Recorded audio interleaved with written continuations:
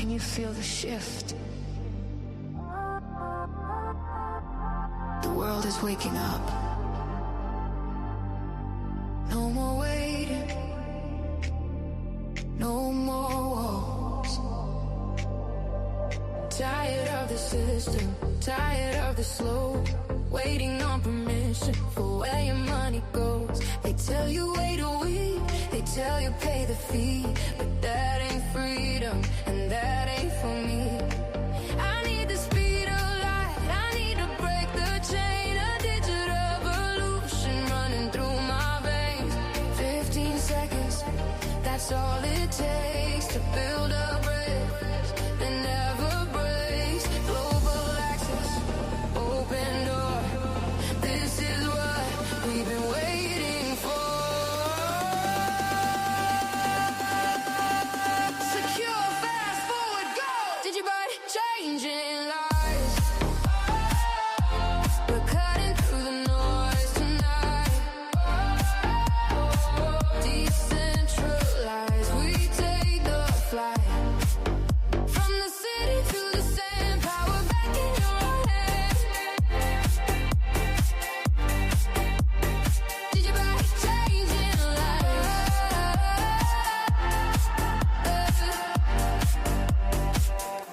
It's more than just a coin, it's a brand new way to empower the people, giving them a say. Across the ocean, across the divide, no bank account needed to join the ride. Blue logo rising, the blocks never stop. Proof of work, yeah, straight to the top. 15 seconds, watching land value moving hand to hand. Global access, open door. This is what we've been waiting for. Unstoppable, unbreak 'em now. Did you buy changing lives? We're cutting through the noise tonight.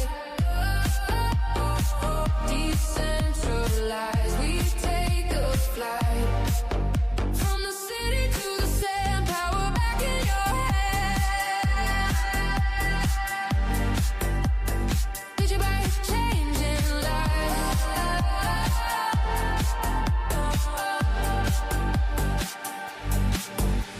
Imagine a world where the barriers fall, where the smallest voice can stand up tall. Security is freedom, speed is opportunity. One blockchain, one community.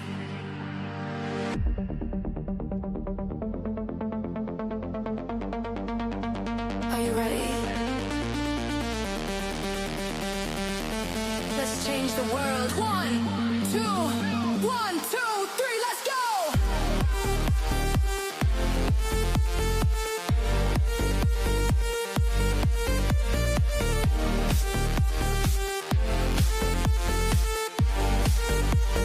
Did you buy? The future is fast.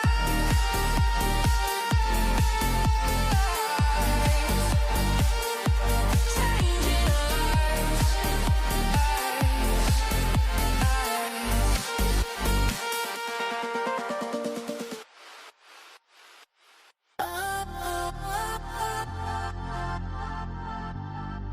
Can you feel the shift?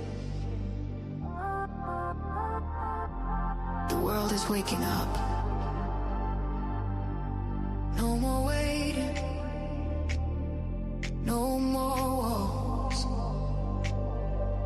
Tired of the system, tired of the slow, waiting on permission for where your money goes. They tell you wait a week, they tell you pay the fee, but that ain't freedom, and that ain't for me. I need the speed of light, I need to break the chain, a digital revolution running through my veins. 15 seconds, that's all it takes to build a bridge that never breaks. Global access, open door. This is what we've been waiting for. Secure, fast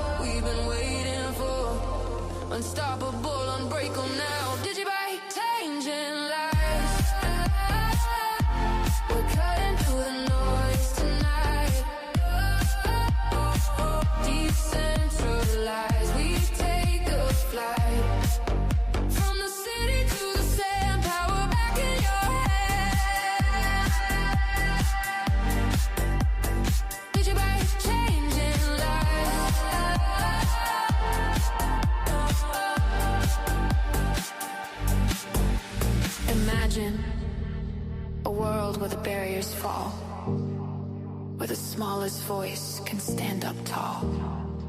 Security is freedom, speed is opportunity. One blockchain, one community.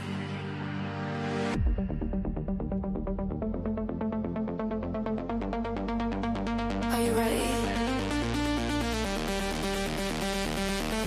Let's change the world. 1, 2, 1, 2, 3, let's go!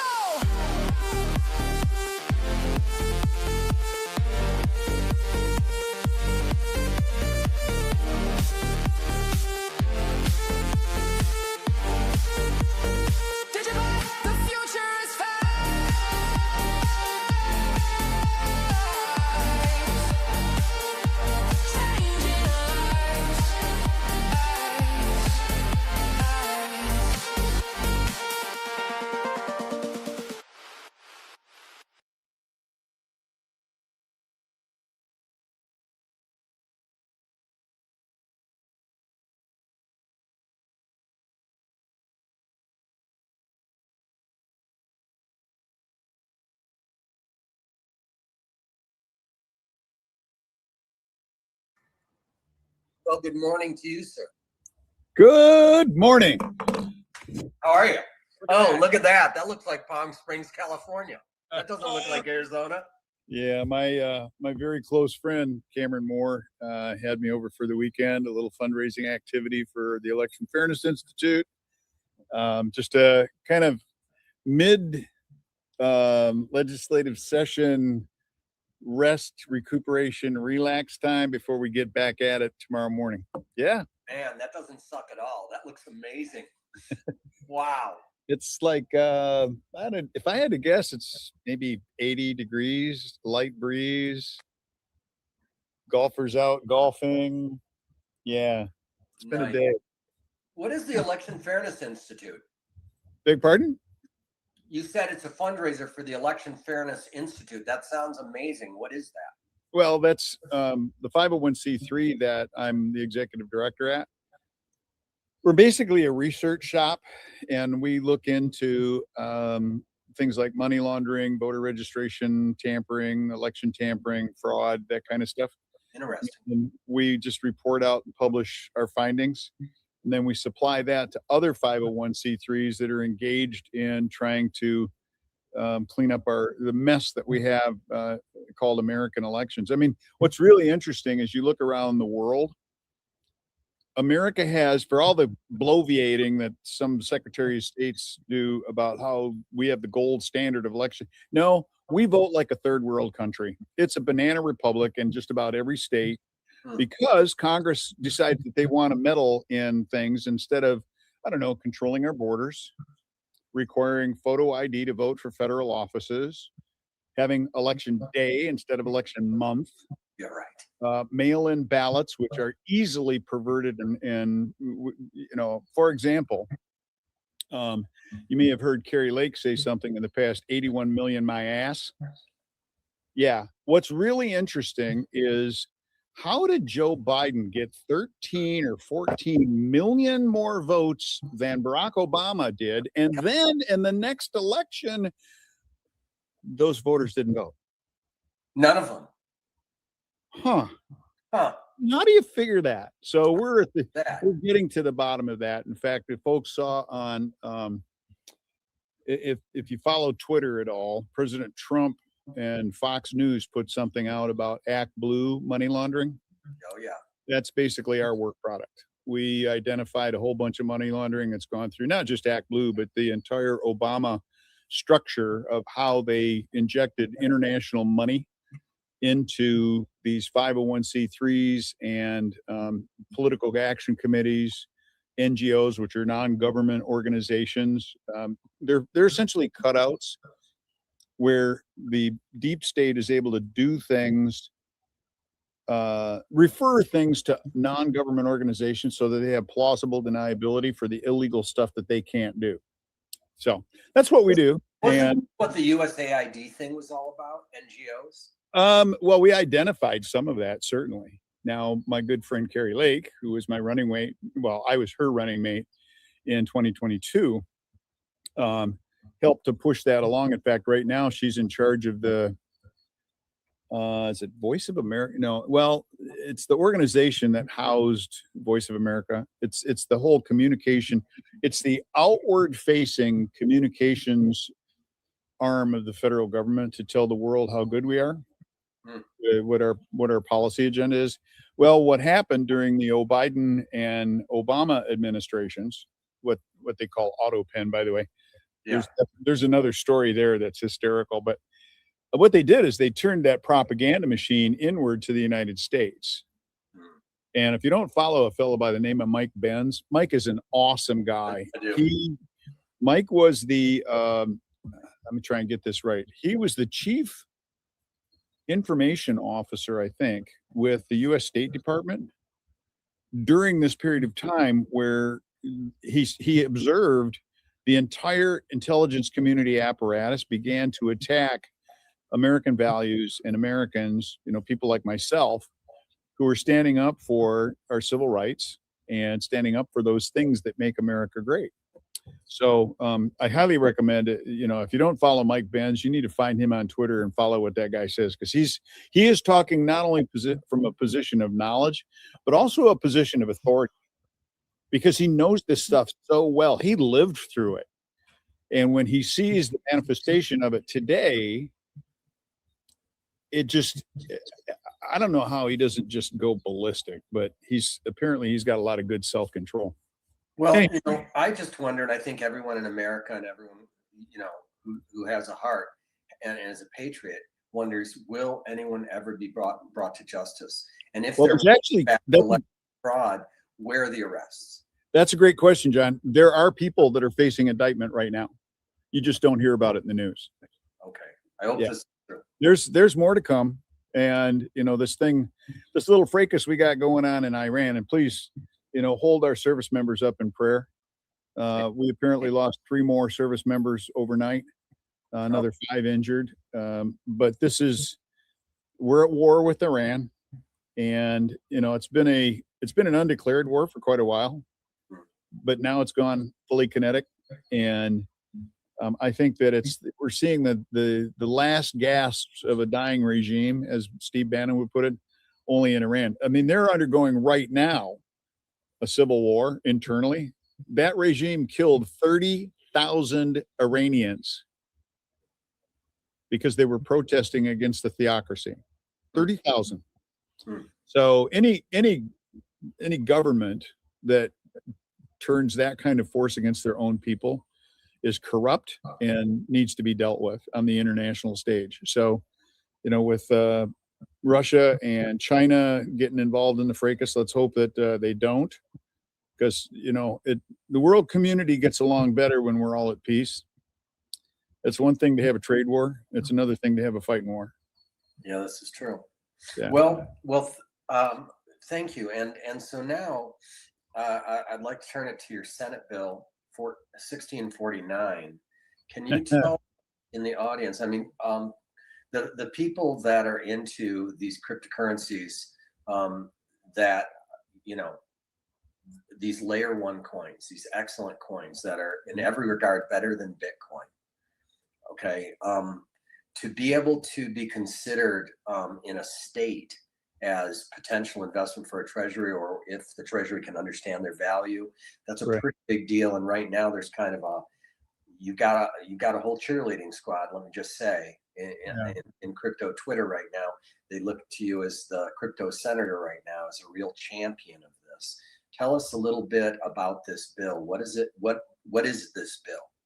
Well, so let's take a step back, first of all, and start with the whole concept of the fair market value benchmark. All right.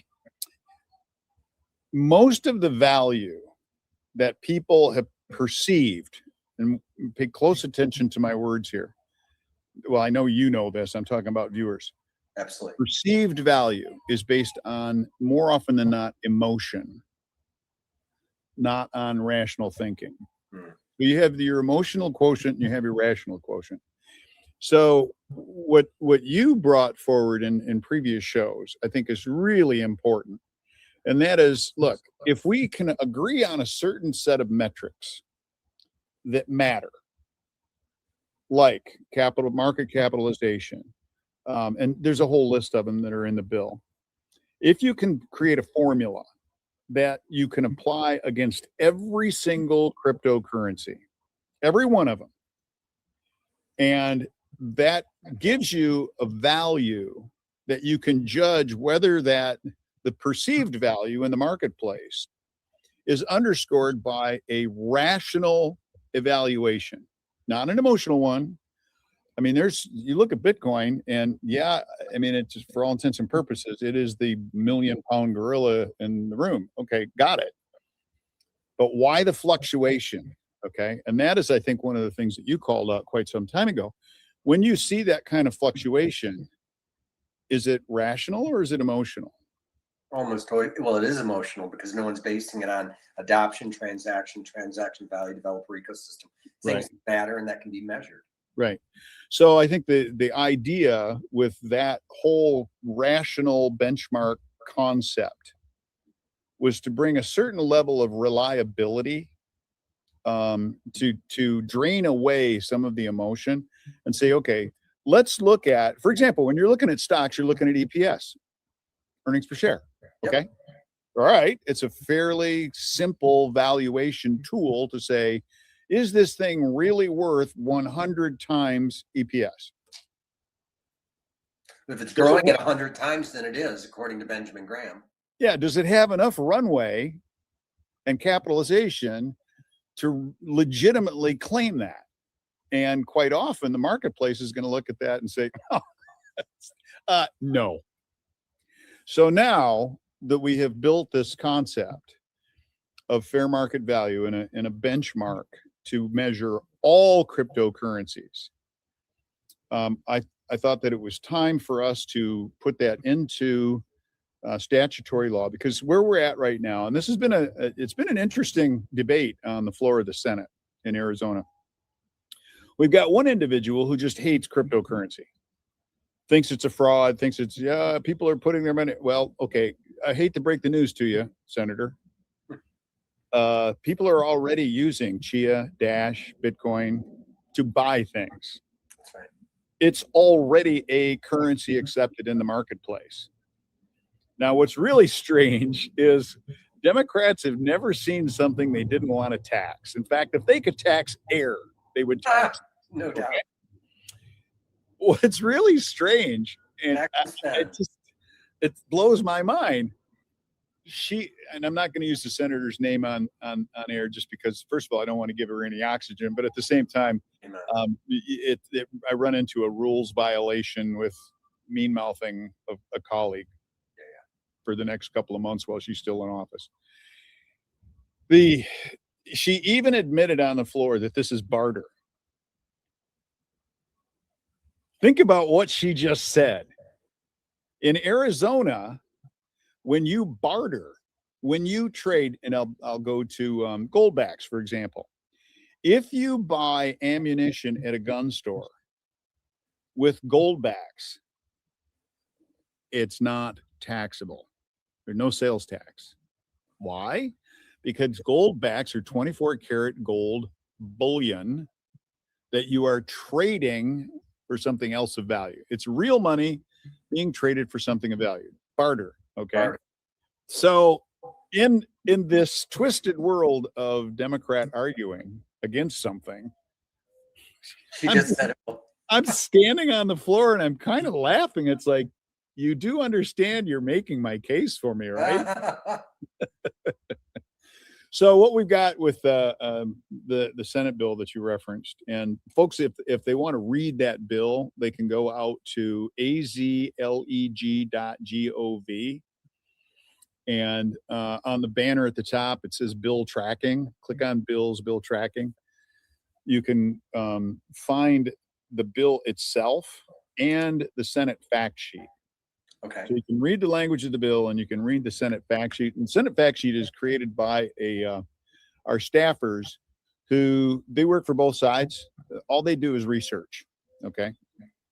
And they're calling out what the bill actually does in layman's terms, not statutory terms. Because sometimes you're looking at this going, is this really a good thing? Just because of all the language that's in it. but the language is what makes it operable. Okay. So where we're at now, it's passed the Senate. It's going to go over to the House, and it's going to go through the same process. So for those people that don't know the legislative process, you get a guy like me that introduces a bill. The bill gets assigned to a committee. It's first read. Then the committee will hear it. We had quite a robust conversation in the Senate Finance Committee, where we have a lot of fairly enlightened senators. I know they're Republicans. The same senator on the Democrat side who railed against it on the floor also sits on the Finance Committee. And I think the bill might have passed, if I remember correctly, 6-1, which means a couple of Democrats voted for it too. So anyhow, that's good news. That's good yeah. news. By the way, this is so nonpartisan. It's not even funny, man. It's for the people. This is a people-oriented piece of legislation. Why? Here's an example. We had a broadcast with Joel, Of Dash. a month ago or so with Dash. Okay. And in that moment, he said, you don't have Dash? Well, go out here and download the app. And we raised $1,000, by the way, for the Paulden Food Bank. That's right. But during that whole show, I'm kind of clicking through the app on my phone, and then I click places where you can spend Dash. Everywhere. I was stunned. Yeah, it's all over the place. Buffalo Wild Wings, Sprouts, Home Depot. Target. Yeah. I'm like, wait a minute. I can go buy groceries at Target, which I don't shop at Target much, but I can go buy groceries at Target. Dash? Really? Yeah. Well, that kind of was pretty cool. That was an enlightening moment for me. It's like I knew that it had already been adopted by the marketplace. I didn't realize that it had also been adopted by major merchants. Oh, yeah. One thing to buy things locally, but when you start talking about national chains like Buffalo Wild Wings and Sprouts and Target, all right, now there's something to that. So what the bill does is it's permissive, it's not prescriptive. So there's two kinds of law. One is directions to the people or the government. You shall do this. The other that's prescriptive. Permissive is that law which, if you want to do this, you can. We're not going to stand in your way. Excellent. Now, the thing that I like about the cryptocurrency world is the classic sandbox example. And what people may not understand when you hear the term sandbox in government, that is, they're talking about a regulatory sandbox, meaning we're going to stay out of this for the time being, government, because we want to see how this plays out. Mm-hmm. You know, first of all, if it doesn't need to be regulated, we don't want to regulate it. That's a Republican view. Now, Democrats want to regulate everything, but that's right. If we don't require any kind of regulatory framework to protect people's money or property or their civil rights from bad actors, then I'm a fan of the concept of the lightest touch possible on the people's lives is the best government they can have. Man. Very Jeffersonian. Okay. Sure. So the marketplace really is, I think, a great example of a regulatory sandbox where government needs to stay out of the way. Now, of course, you're going to have the U.S. Federal Reserve, which isn't federal and it's not a reserve. Nope. Printing money that is constant, that is devaluing by the minute because of their bad monetary policy, which, by the way, bad monetary policy, it was intentional. Of course. It was a means by which to confiscate wealth from the American people and put it into the pockets of the banksters. Yep. So now we're at this place where like that. We've created a bill that who knows if the crazy woman on the 9th floor of the executive tower in Arizona, who social worker Hobbs that calls herself governor, who knows if she'll veto the bill? Don't know. But I've done my part. I've gotten it across the finish line in the Senate. It's over in the House now. And the argument will be in the House now? It's in the House of Representatives now. Oh, wait. So Senate Bill 1649 we passed it out. Passed the Senate. we passed it out. And that was the revised version that I had seen with the coins listed? Oh, no, you know what? No, we passed it out of committee. Thank you. Yeah, we had to Got do so what we're going to have is a floor amendment. At the last minute, we noticed a drafting error. Yep. So I pulled it from the consent calendar, which we would have heard it Thursday afternoon. That's right. So pulled it from the consent calendar. We can't introduce the floor amendment until Monday at the soonest, because you've got to have notice Okay. for, I think it's 48 hours. So it should be heard in a committee of the whole, which is where we debate all bills on the full Senate floor. Okay. That'll be Monday or Tuesday. And then is it voted on again? yeah, then this is the entire Senate will vote on it. Excellent. And I expect the bill to pass because it is a nonpartisan, it's a bipartisan bill. I mean, it affects Right. everybody. So it's, yeah. Absolutely. I would expect it to pass. I would predict the 20-10, maybe 21-10. Yeah. So we've got 30 senators and 17 Republicans, 13 Democrats. I would expect us to hit the 20-21 mark. Amazing. We'll have some Democrats come along with us. That's fantastic. Yeah. And then it goes to the House. Then it'll go to the House and it goes through the same process again. It's called sausage making. Okay. Committees, or just goes to the House for discussion? No, goes to, then it'll go over to the House as a Senate engrossed bill, meaning this is the package that we're sending to the House. Okay. House leadership will then assign it to, I'm guessing, financing or finance or ways and means. They will hear it. I'll have to advocate for it again. Then they will send it to the floor. They'll vote on it. Hopefully they won't change it. I think between you and me and the fence post and all our listeners, I don't think there's a lot of appetite to go messing with it over in the House. I think they're just going to leave it be and let it go. Once it passes out of the House, if it doesn't have any amendments over in the House, then and if it's heard, it's not held by House leadership. If it's heard and it's passed and it passes, then it will go to the governor for signing. Okay. Now, do you have a majority Republican or Democrat in the House right now? We have a Republican majority in the House. So I would expect that the bill is going to pass out of the House. Yeah. Now, let's go back to the question of permissive versus prescriptive. Yes. This permits, it does not require, it permits the state treasurer to hold cryptocurrency in whatever form it may be as a state asset. She doesn't have to liquidate. Well, right now it's Kimberly Yee, but who knows who it'll be next. The treasurer does not have to liquidate it. She can hold it. And these are state assets specifically. Yes. Like in a trust bust or an inheritance where there's no next of kin. Would that right. count too? Okay. Yeah. So she's the current treasurer, and I'm remiss. I was going to check this number before we got on, but the current treasurer has, last time I looked, over $8 billion in assets under management. I mean, she's going all the way back to, fellow by the name of Dean Martin, not the Rat Pack Dean Martin, a different guy.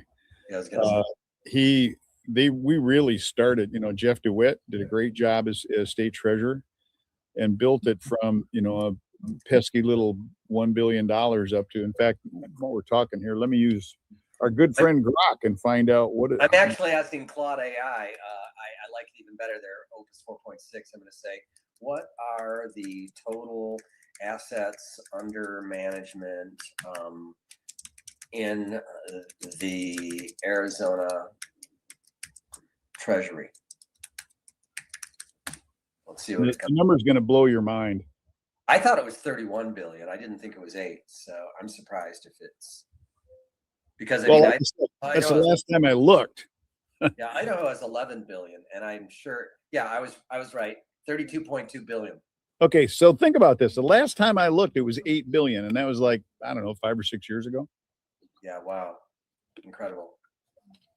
It And says, that's it not says here rainy in day. 2019, when Kimberly took office, it was 15.4 billion. So they doubled it in her tenure. Now that's doubling something with very conservative Oh, investment, super conservative. super conservative Yeah. investment, right? So now, going back to your question, so how would the state treasurer come into possession of this stuff? Hmm. You know, abandoned property. Originally, the bill had in it civil asset forfeiture for drug trafficking. Okay. One of the members, because I also agree with the idea that civil asset forfeiture ought to be a court order, not an automatic thing. Okay. So if the court, for example, identifies a drug lord and identifies $1 billion worth of drug lord money, but it's all held in cryptocurrency, the court can order confiscation of that as a part of the penalty for conviction Okay. and send that to the treasurer. So, I mean, we don't need to have civil asset forfeiture. And I was willing to cut that out of the bill, particularly because I agree that civil asset forfeiture should not be automatic. It's an assault on our civil liberties. And I just, even if you're a drug dealer, okay, you still have to, the court still has to, and prosecutors still have to account for what portion of that is legitimately theirs and what portion isn't. Oh, agreed. Yeah. Absolutely. So now where we're at is we have got in the stream of things, the idea that we're going to have a benchmark that sets the fair market value of all cryptocurrencies against the same standard, the same equation. You plug in the various factors of it, and you're going to get a number. And that'll be the ranking of, how reliable is that? And I'll leave that to your explanation, because you're the man behind the curtain when it comes to how that equation works. But I'm really excited about the fact that we've made such progress in the last 12 months. Oh, it's unbelievable. I mean, this would be unheard of 5 years ago. Like, Yeah. we wouldn't be talking of this. For Yeah. those in the audience that don't know, Senator Finchem and I just finished a book on this. Actually, it's called Beyond Bitcoin. And the idea of a benchmark it goes back to the 1940s when Benjamin Graham wrote The Intelligent Investor. And to Senator Finchem's point, P divided by A is equal to growth essentially says if the price of a stock divided by its earnings is equal to growth. So if its stock is 10, earnings are $1 per share. 10 divided by 1 is 10. If it's growing at 10% year over year, that's fair value. But we don't have anything like this. And originally it marked it to the 10-year treasury as a benchmark. Benjamin Graham did. So we took the same idea here and said Bitcoin in 2024 December had a value for the first time of 100,000 per coin, which meant $1.983 trillion with 19.83 million total coins in circulation at that time. So we look at that and say, okay, fair. But Thoreau said, essentially build your dreams in the heavens, for that's where they belong, but put a foundation under them. I'm paraphrasing. So what was the foundation under Bitcoin when it was valued at 1.983 trillion by some of the savviest financial minds like BlackRock and all the banks they control? So what was under it? And what we figured out with AI is adoption, about 80 million users, meaning not just a non-zero balance in a wallet, because you might have multiple wallets, but we figured there were about 80 million users. We figured there were about 6 billion transactions in the year 24. We figured there were about $13.5 trillion in transaction value. And they had a developer ecosystem of 905 approximately, looking at about 55 core team members and others building apps. So if that was the benchmark, 80 million, 6 billion, 13.5 trillion, and 905 developers, then you could argue that if Bitcoin next year had half those numbers, well, then shouldn't it be worth about half? And for it to go up to 200,000, shouldn't it have to double these? Because if it was an equity, you can't just jump in price because you feel like it. You have to prove it. You actually have to improve your numbers. And so now you can take that as a benchmark, and even Bitcoin has to go against that. if it grows to 160 million users and 12 billion transactions and 27 trillion in transaction value and 1,800 developers, well, then it's earned the value of 200,000 per coin. But if it doesn't, why does it get to go there? Unjustifiably, in my opinion. But that also means you could take something like Ravencoin or eCash or Chia or Monero or Nano or Digibyte or Dash or any of these wonderful coins that we love so much and say, okay, and any layer one, and say, if it had 10% of that, if it had 8 million users, 600 million transactions, 1.35 trillion in transaction value, and it had 80 or 90 developers, rather, why isn't it worth 10%? Well, why not? I mean, that's the benchmark, right? That was Right. that. So that's all the Senate bill is saying, is that we can take a standard and apply it to anything that's held already in the Treasury because it's of some seizure or in some way they've confiscated these coins. Now, would that include? By the way, this is what we mean about replacing the emotional with the rational. Exactly. This is a rational number that you can explain. How did you get there? As opposed to, I just so feel like I'd love it. I know Democrats love their feelings, but I like fundamentals. I like metrics. Yeah. I want to see a foundation. Why? Yeah. Give me a why. So that's really what this bill is about, is putting a why is it worth so much, so the Right. treasurer can make a rational decision with the money you've not purchased with taxpayer money. Right. You've somehow gotten this through a seizure or an inheritance where there is no next of kin or something along that line. Yeah. So the interesting argument here is that my Democrat antagonist says, well, this is unconstitutional because really? you're calling it money. Well, okay, just a minute. You just got done saying that it's barter. It's barter. So while you're saying that it doesn't have any value, how is it that you can barter with it if it doesn't have value? Well, that's perceived value. Now, here's the other thing that I think is ingenious about this fair market value concept is that any coin originator who decides they want to pump more coins into the system, they're going to get caught for manipulating value because their number is going to tank. That is, I think, one of the biggest benefits of having a fair market value equation that is now inculcated into law, where people can look at that and say, hey, there's the pole star. That's what we're going to look at for when we want to determine how did you get to value? Well, right there. And I think that is it's long overdue in the cryptocurrency world.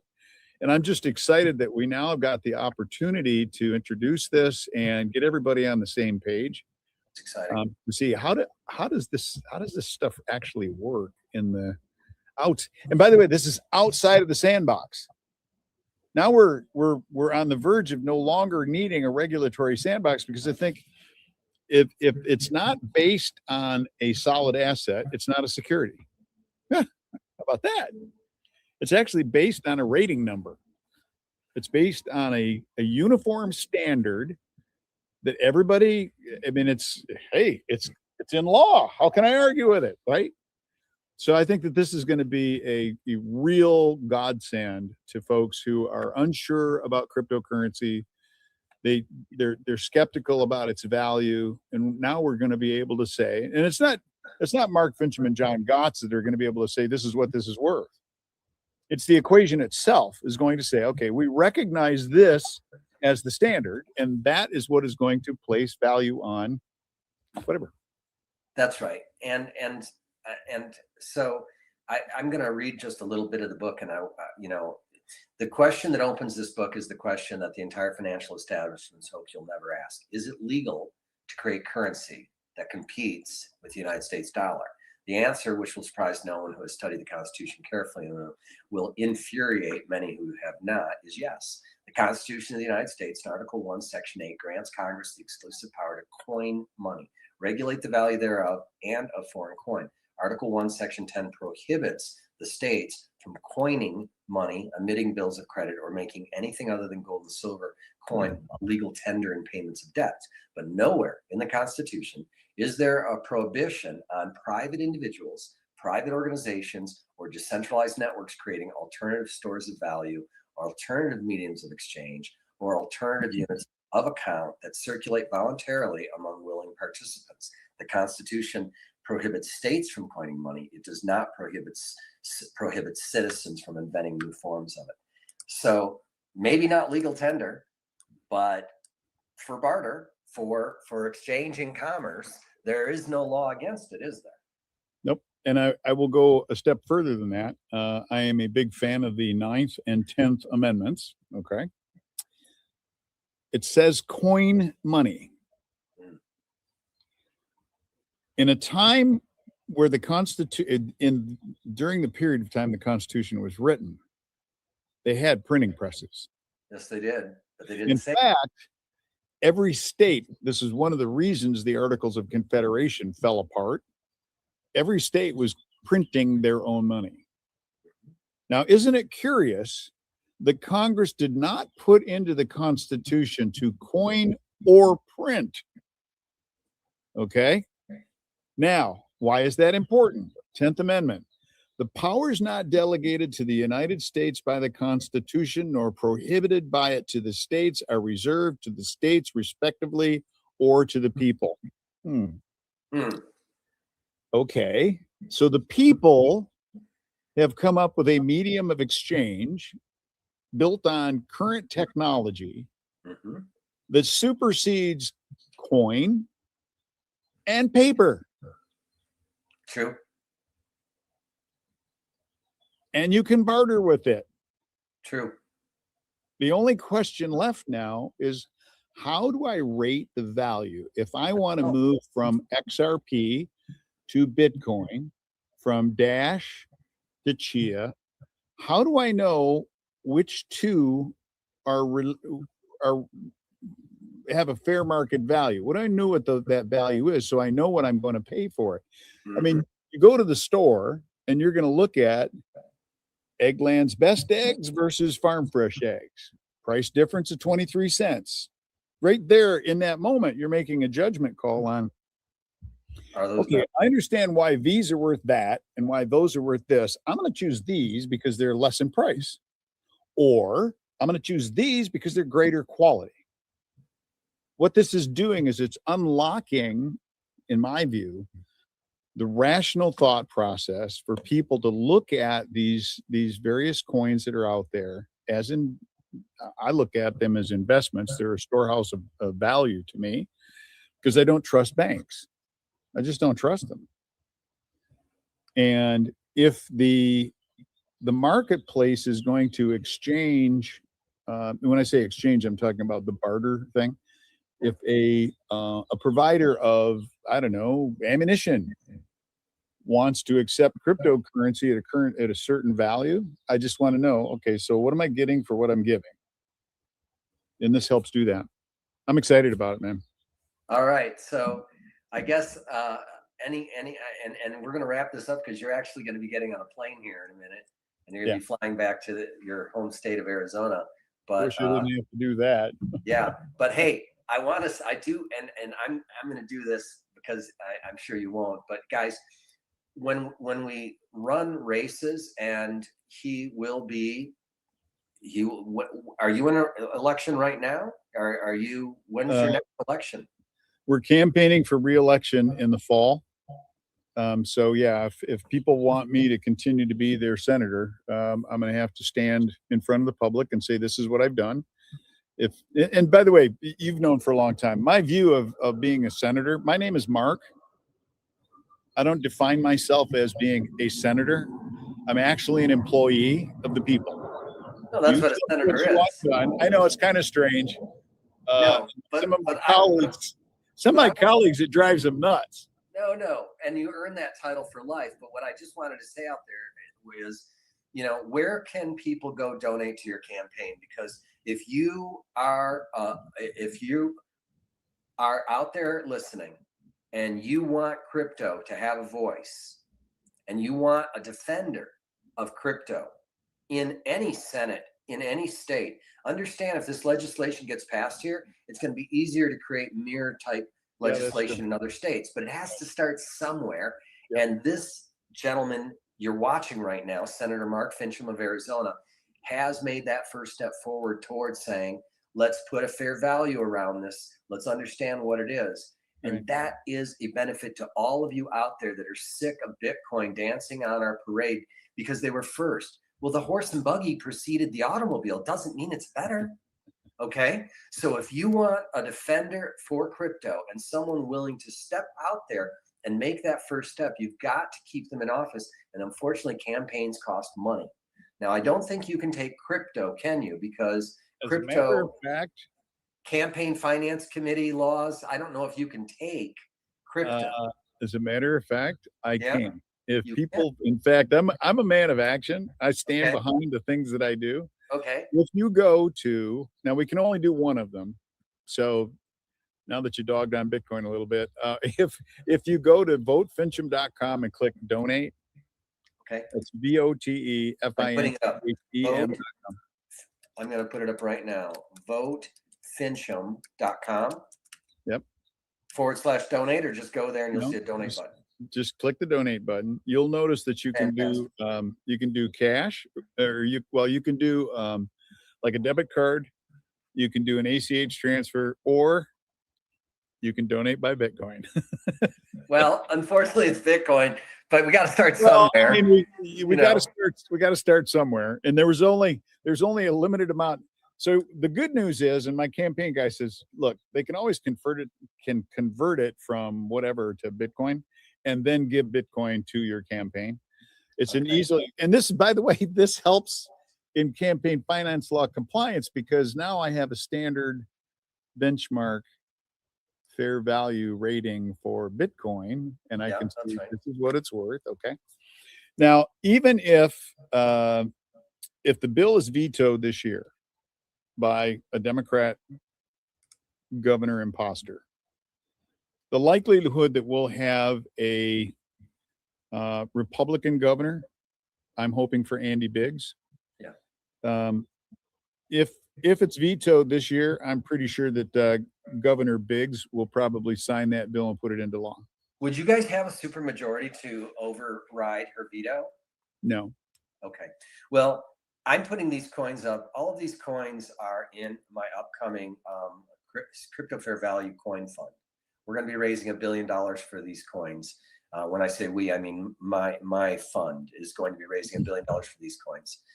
Any of you guys that are watching in the audience and are one of these coins, one of these fine, outstanding, wonderful coins, you better be reaching into your digital wallet, turning it into some Bitcoin and donating to this man.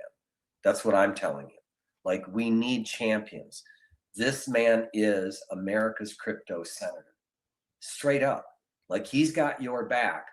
You need to have his.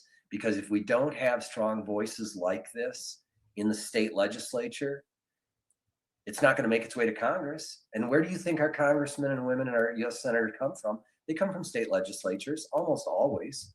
Yeah. So it starts at the state level. It grows to Congress. Things can get done at the state level.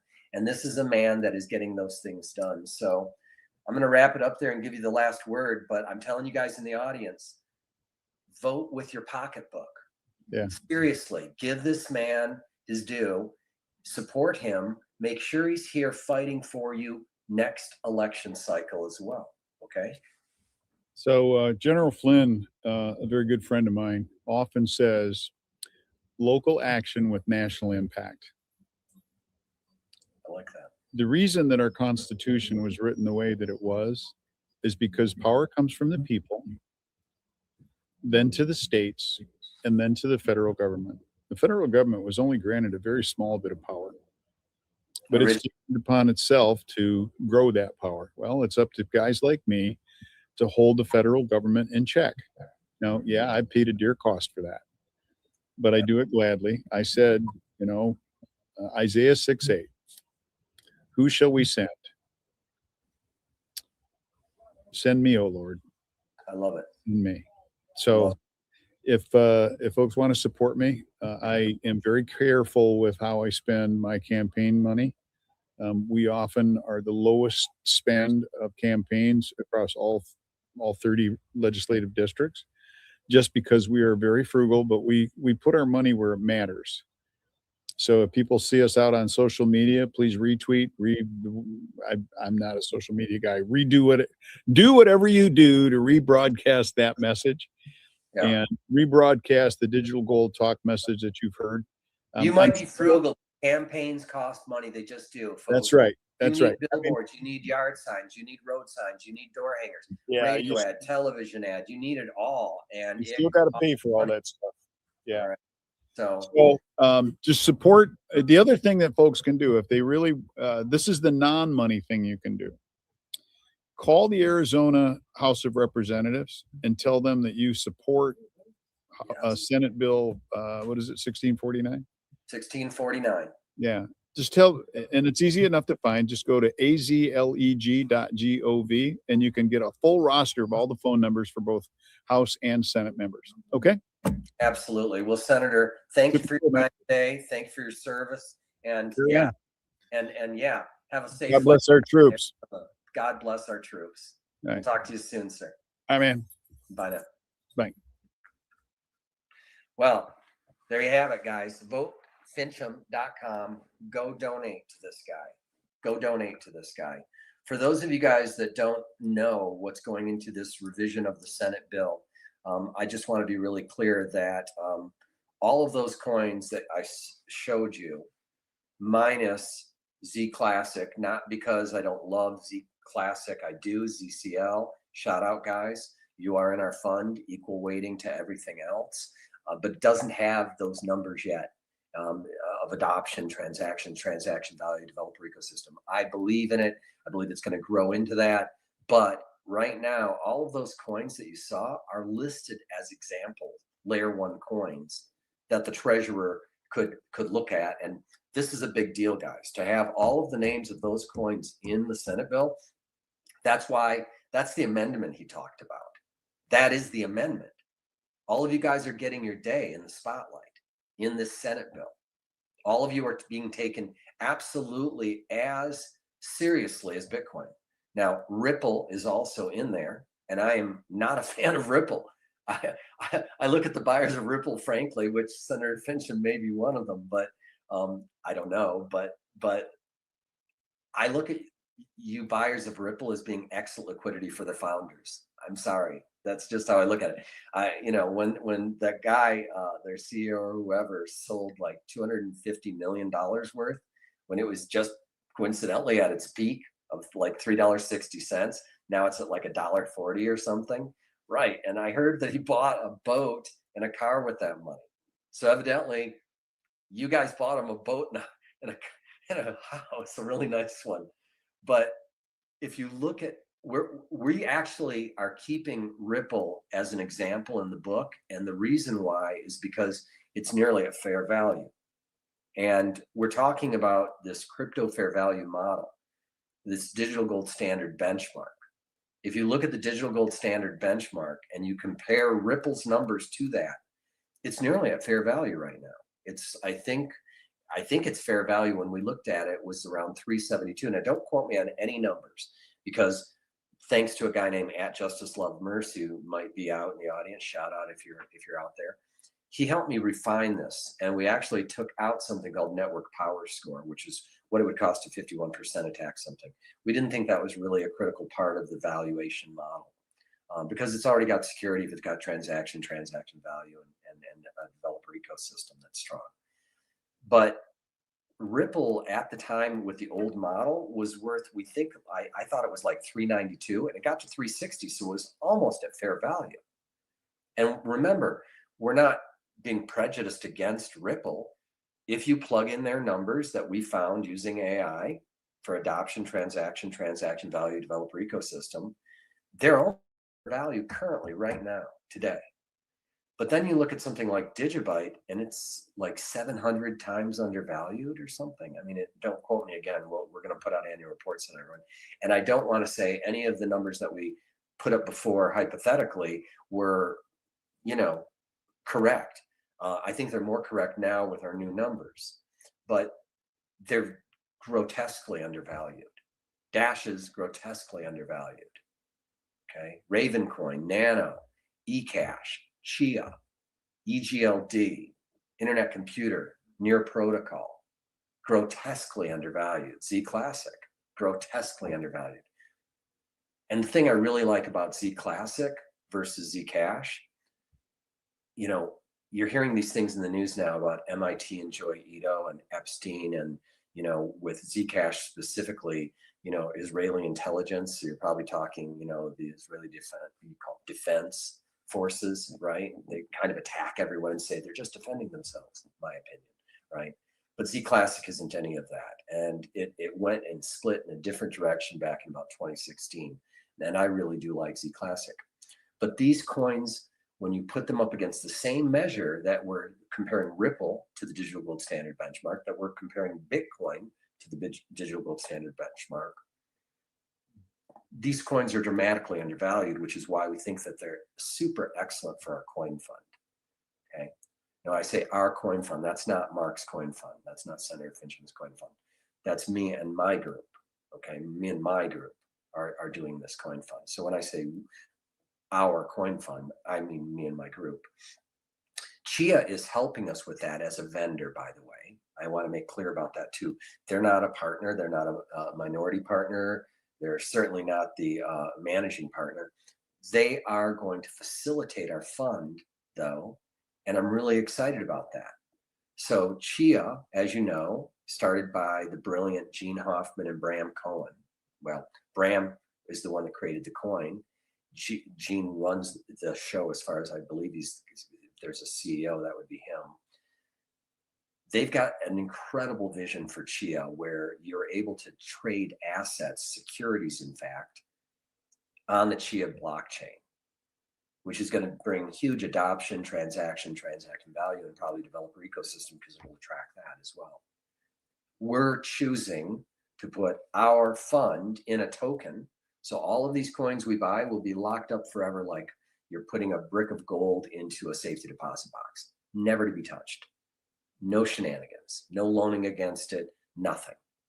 And the only reason we'll ever sell is if regulatory reasons arise where we're told by the government that we have to liquidate for some reason. If not, we're no shenanigans. They're just being locked up. So imagine a token representing a block of 12 coins that we're going to lock up forever. And that token represents that entire fund of coins that are locked up forever. And by the way, that means that we're taking those coins out of circulation, which makes these coins more scarce, which is a good thing. So these tokens will trade on the Chia blockchain, and they'll be tradable to accredited investors after a year and a day. Only accredited investors. Chia is also going to help us with our on our website, that accreditation, because you have to be accredited, and we spell out what that is at digitalgold.co. And there's a countdown timer right now. If you want to keep track, go to digitalgold.co. There's not a lot on the website, but there is a countdown timer. And when that countdown timer hits 0, we start taking an investment.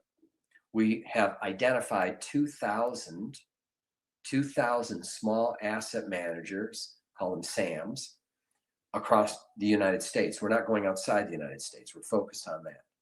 So if you are a non-accredited investor and you want to invest, we will, at digitalgold.co, soon list all of the money managers, the small asset managers, the SAMs, that will have access to the fund, and you will be able to go to them if you are accredited or non-accredited, and you'll be able to find them by state, and you'll still be able to invest in the fund, but you can't directly as a non-accredited investor. But Chia is the one behind the token. We're utilizing the token of Chia, not the Chia token, but a token they're going to create for us, and that they will manage. There will be a different token for Coin Fund 1, which will be $1 billion. Coin Fund 2, which will be $5 billion if we're successful in Coin Fund 1. And then finally, Coin Fund 3 will be 15. So a total of $21 billion is what we're hoping to raise. That first fund we expect to have an 80-20, and we're using the 2 and 20 model of venture capital. And if you're not familiar with that, a venture firm, name the firm, Bessemer, Sandhill Partners, Kleiner Perkins, all but Anderson Horowitz. I think they charge 3 and 30, but Sandhill Partners, you know, just name any of them. Name any venture firm. Almost all of them, to my knowledge, run a model called 2 and 20. So they take in investments from accredited investors. They invest those over a 10-year period, and then they liquidate this. Hopefully there's either an IPO, initial public offering, or it's been acquired and rolled into another company, or it's gone out of business. God bless it, maybe sold for parts. Hope to get some of the investor money back. That's a typical fund. The 2 part means that they're going to take 2% of the fund value annually for 10 years, typically quarterly. So it'll be about 0.5% of the fund each quarter, meaning 2% per year for 10 years. So essentially 20% over time. They also get, it's 2 and 20, they get 20% of any profits that are made from their management of this fund when it's liquidated. And first it has to cover the 20% management fee that it's extracted, but then any profits after the management fee has been repaid, they get 20% of those profits. I'm running the same type of fund, 2 and 20. And again, I hear Anderson Horowitz is 3 and 30. I shouldn't probably say that out loud without knowing that for a fact, but I believe they do because they just get all the premium deals. They're brilliant. In fact, they were an early investor in Chia, right? So, and I believe Dixon is the guy that is currently the partner at Anderson Horowitz that works with Chia. I don't know. It doesn't matter. Doesn't matter. He had become famous for something called Site Advisor back in the day that was acquired by McAfee. So this is the model we use. Now, unlike them, we're not taking out 1/4 or 0.5% every quarter for, you know, we're taking the 20% right up front, because 2 over 10 years is 20%. So we're taking that right up front. So that management fee in our first fund, $1 billion, is $200 million. Now, before you think I'm going to race off to Naples, Florida, and buy a beautiful house on the beach there, which would be lovely. I love that. But that's not happening. So what we're doing with that, we are going to take some of it in management fee for sure. But the majority of that money is going to be spent on getting every one of those coins that we listed onto a centralized exchange like Kraken, Binance, Coinbase, Gemini. These guys charge a lot of money to get on there. And I think that's probably the reason that most of those coins are not on there, because they don't have deep pockets and they don't have a bunch of coins they can give to these that centralized exchanges typically require for you to get on those. But we will be able to pay our way on, we hope. And if they won't let us on and they meet all the requirements, then we'll just sue them, essentially, because all of these guys for Kraken and for Coinbase and for Binance and for Gemini are all big Bitcoin guys. Jesse Powell's a big Bitcoin guy. Armstrong, big Bitcoin guy. The Winklevi twins, obviously, big Bitcoin guys. Binance, big Bitcoin guys. So if they're keeping these better coins down and not listing them when they'll list Fartcoin or whatever, there's a problem here, a real problem. There's no reason Digibyte, for instance, shouldn't be on there. It's been around since 2014. It makes no sense at all, except that it's just a much better coin than Bitcoin. 15-second blocks instead of 10 minutes, nearly instant transactions. Now they've got the DigiDollar, which is arguably the best stable coin ever invented. Why aren't they? But you can have Fartcoin? It doesn't make any sense. So we're going to want them on the biggest exchanges for the exposure and the liquidity and the volume of trading and that will create, which of course drives value even higher. Right now, the value of Digibyte and these other coins is a hobbled value. When we look at their current value based on this digital gold standard benchmark and the crypto fair value formula, that's hobbled. That's not allowed to compete with this old horse and buggy. And these guys are Ferraris, they're Maseratis, right? But they're not able to compete. They're hobbled because they would leave Bitcoin in the dust, in my opinion. But that's not fair. So we're going to pay money to get on the biggest exchanges. We prefer them to be on decentralized exchanges, but that also costs money for the developers to integrate them and pair them up with other coins.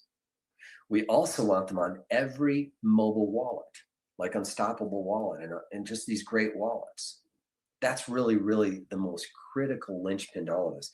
Even if we don't get on the centralized exchanges, the mobile wallets are critical. Here's why. We have to move away from this idea that coins are for trading. I don't mean barter, I mean speculation. And we have to move away from it immediately.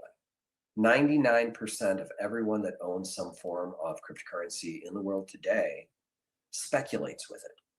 They bought it and they're hoping it's going to go up so that they can buy a Lambo when it moons. Whatever. Okay? No. These specific layer one coins that we're talking about are they're supposed to be for spending. So we need to move from 99% speculation and 1% spend. We need to move to 99% spend, and speculation also happens to occur. Ancillary. Just, of course, it will. But there are also currency traders, foreign exchange, right? Forex markets are huge, in the trillions of dollars every day. So sure, there can be speculation like a currency should, but the vast majority of people in the world don't speculate in currencies. The vast majority just spend it. And that's where we want to move to. That's where the puck is going. And we're going to drive it there. It's not going there on its own. We're going to be driving it there. So how do we do this? Well, now it comes down to spend. How do you spend? Well, most people today don't carry currency in their pocket and spend it like that, although some do. Most of them have some digital form of money, whether it be a credit card, a debit card, a retail card, or they have Apple Pay or Google Pay or Venmo or PayPal or whatever it is. But we need to make sure that crypto is included there. How do we do that? The way we move to that is looking at the APIs within the Veriphones of the world. If you take the top 10 point of sale machines, the top 10 in the world, Verifone would probably be at the top of that. Globally, not just in the US where I live, but globally. I guarantee every one of them has an API. They're all software. Even though First Data Corporation probably still runs on Fortran and Cobalt. Don't know why, but I think that's true. And they do the majority, and that's owned by BlackRock. But all of those point of sale systems that happen before it hits First Data's door, that's what I'm talking about. And we want to spend that money with the mobile wallets and the DEXs, and the DEXs acts as the exchange behind the scene, right? The mobile wallet is the one that if you go up and you tap it at Walmart, or you tap it at your country store, or you tap it at the gas station, or wherever you are and you're spending, Mark would say barter, okay? But wherever you are transacting your cryptocurrency, I want it to be that you walk up and you tap your phone and it says done, done, done. You can do this with Dash right now, and they use a gift card system in the back and have instant settlement. It's actually quite genius. You can get a discount because you're essentially, with Dash, when you go into Home Depot, if you don't know, it's brilliant what they've done. You pull out your phone and you tap it and you pay. What did you just do? What you really did behind the scenes was that you just went and bought a Home Depot gift card in exchange for crypto.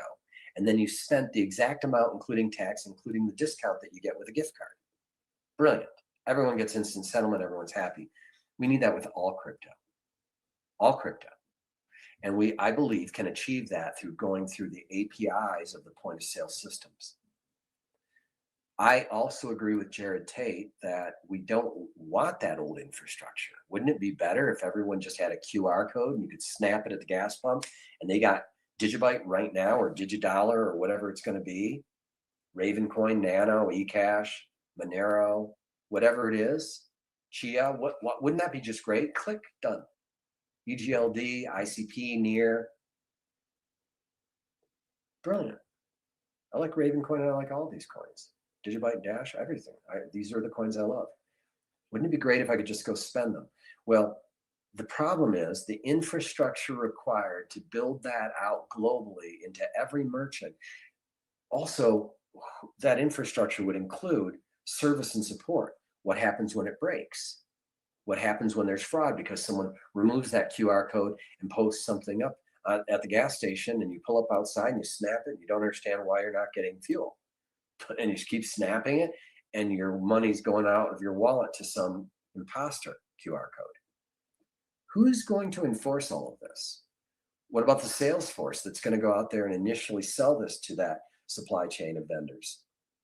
And supply chain of vendors means not just the lumber store, but the lumber store probably got it from a wholesaler, and the wholesaler probably got it from a mill, and the mill had to get it from the company that harvests the trees, and those that harvest the trees might have had to pay a private landowner.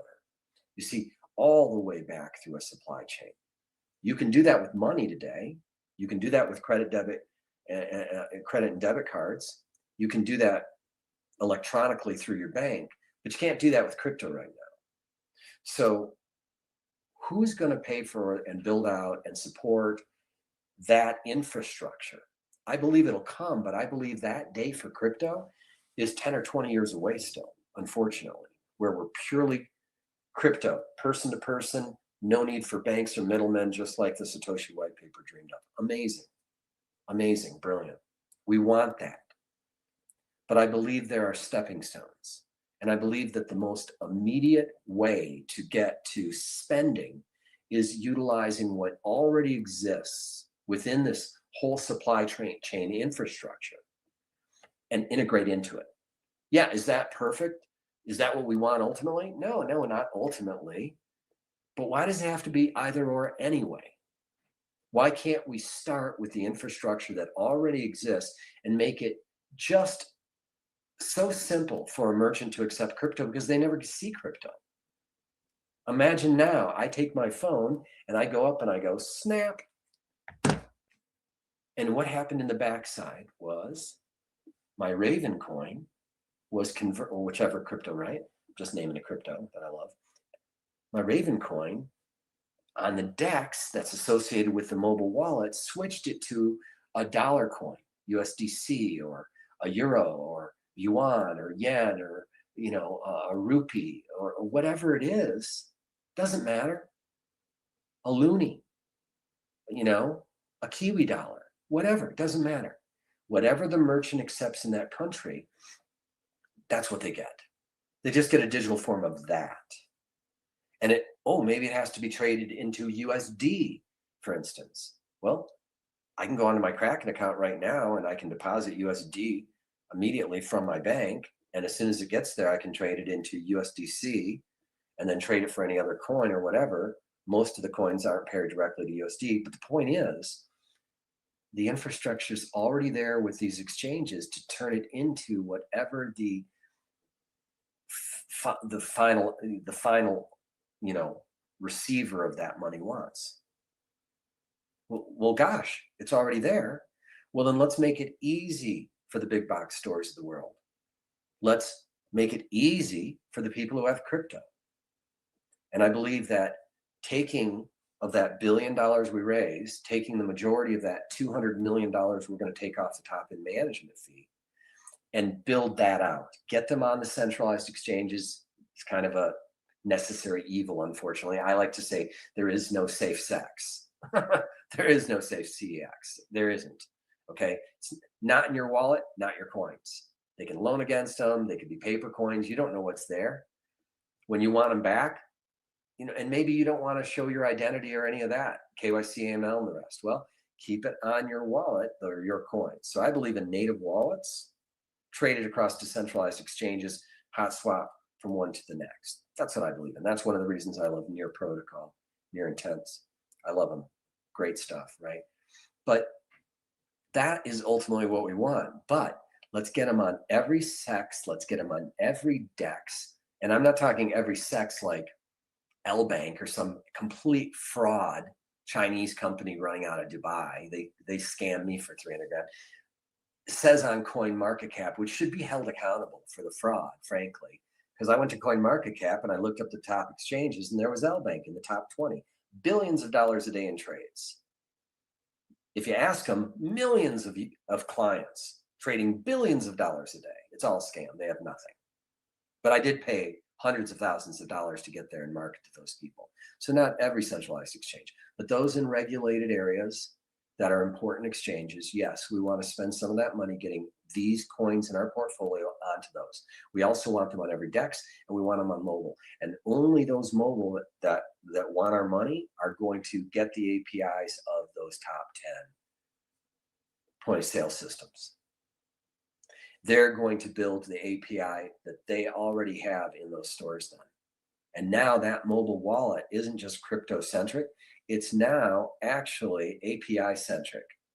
It's API centric to any of the whole supply chain that uses those point of sale systems. Simple, right? That's fund one. That is fund one. That's where we start. So fund one, we buy $800 million worth of 12 coins. That also will include my own digital gold, which is DGD. It's based off Black Coin, which was the first published proof of stake coin. It was the first one trading, okay? First one that was actually had a Genesis block and was operating.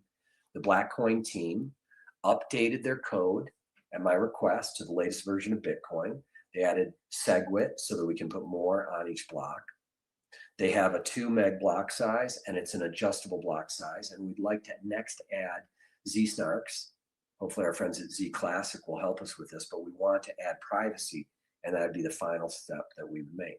Elon Musk said you'd be surprised how far you can go into layer 1. I agree, we don't do any layer 2 stuff, but we have an adjustable block size so that we can expand as need be to have very, very fast transactions, fast enough to do commerce for sure. Z Classic will be a part of that too. Although Z Classic and DGD are not, ZCL and DGD are not in the Senate bill. I didn't think it was fair to put my coin there or Z Classic there yet, just because we don't have the adoption transactions in that yet. Okay, but it's understood. So of that 800 million, I plan on putting 67 million into all 12 coins equally. Now, you look at some of these coins, they don't even have a value of $67 million, right? That doesn't mean that we're going to go and buy 100% of these coins. Not going to happen. I wish that could happen. Not going to happen. Almost certainly what's going to happen is when we go in there across all of these exchanges and we start taking up all the asks to accumulate our treasury to lock up, it's going to create scarcity, but it's probably going to drive these coins closer to their crypto fair value. That's our hope. And when this occurs, my guess is most of these coins, if they went 10x from here, would be where they were a year ago anyway. So it's not like a quantum leap of any sort, and it's not unimaginable. If that occurs, I don't think we're going to have any problem going back to those SAMs, those small asset managers, those 2,000 that we're going to solicit. We don't think it's going to be any problem going to the accredited investors in that. Anyone who invested in Coin Fund 1 has a first right of refusal to get 5x that amount, because the next fund is 5 billion in Coin Fund 2. First right of refusal. If they choose not to, after a certain time, there'll be a countdown timer again, and it'll go. And then there'll be another countdown timer for those people who bought, these accredited people or accredited organizations that purchased the first. They'll have first right of refusal to go in on the $5 billion fund and take 5x more. Because the first fund, hopefully, they're already up 10x very quickly. As quickly as we take up those asks, I believe that'll occur. I'm not giving financial advice, by the way. I'm just telling you what I'm doing. Okay. If they pass on that after some period of time, anyone else that was in Coin Fund 1, it's open market, first come, first serve. You can buy up whatever anybody else didn't that was in Coin Fund 1. And then after that, if there's anything left, it'll then be opened up to anybody who wasn't involved at all in Coin Fund 1. I kind of doubt there will be any left, but we'll see. We'll see. I'm not trying to create FOMO, a fear of missing out. I'm just saying in my blue sky dream of what's going to occur. Well, now, what does that mean then? We now have same 2 and 20 model. We now have $4 billion to acquire these 12 coins again, which means instead of 67 million, it'll be more like $350 million worth of each coin. Now, if these coins that were worth 65 million went up, 5 or 10x and are worth 350 million or 650 million, I don't think that means that we're going to be able to go in and buy all of them or half of them. I believe the same thing is going to occur. I think we're going to take the asks out of the market, and it's going to drive the prices closer again to their fair value.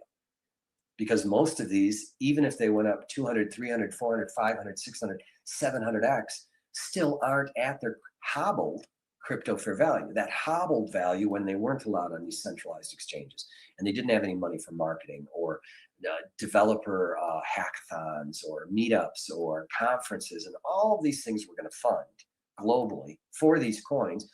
Why would we do that? Because it's going to drive more adoption, which drives more transactions, transaction value, and a developer ecosystem means more utility, and again, driving more adoption, transaction value. If you're able to go spend it, there'll be more transactions. Well, doesn't that also raise our crypto fair value then? Of course it does. That's the whole point. And so we're going to drive not just the price to CFV, crypto fair value, by buying up the asks, but by spending the money to make these spendable everywhere, we're going to drive adoption. The more hackathons we have, the more developer ecosystem, the more people that see it's growing in adoption, the growth in adoption is going to drive more developers into the ecosystem to create more apps and more things, because there's a bigger and bigger market there to take. It's beautiful, right? It's just a wheel, It's just a wheel. And so that $1 billion now, because I said 5 billion, it's again 2 and 20% right off the top. Management fees.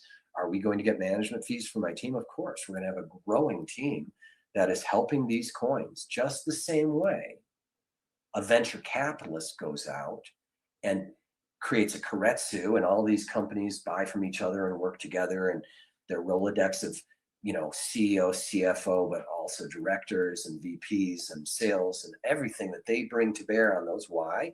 Because the bigger the profit when they sell these companies or they go public, the bigger the profit for the venture firm, the fund. Because remember, they get 20% of any profit. Okay. $1 billion. That's a lot of money. And if the majority of that money is in fact going into these payment apps, these wallets, wherever we aren't yet, let's get them there. Super Bowl ads, maybe. Really promote these coins. Why are these great coins? Why should you exchange these coins? How far under crypto fair value are they still? Now, again, we go in and buy 350 million of each of these coins. I don't think we're going to buy half of them or all of them or whatever. I think we're going to drive them even closer to their crypto fair value, which, by the way, should be a number that's rising because they're no longer hobbled. They're no longer tethered to the ground. Yeah. They're no longer chained to the ground. They can go where they were meant to be. They're free. They're free. We're going to set them free. So should we be successful in that? Putting 350 million in each of these and locking up forever and ever. And now we have our second Chia token. We have our second token on the Chia blockchain that represents CFV Coin Fund 2. Okay. These are tradable, by the way, after a year and a day. Coin Fund 3 is the final coin fund. It's $15 billion, very aggressive, except when you consider how much Michael Saylor was able to raise, 40 or 60 billion just in the month of December of 24. It's not outrageous.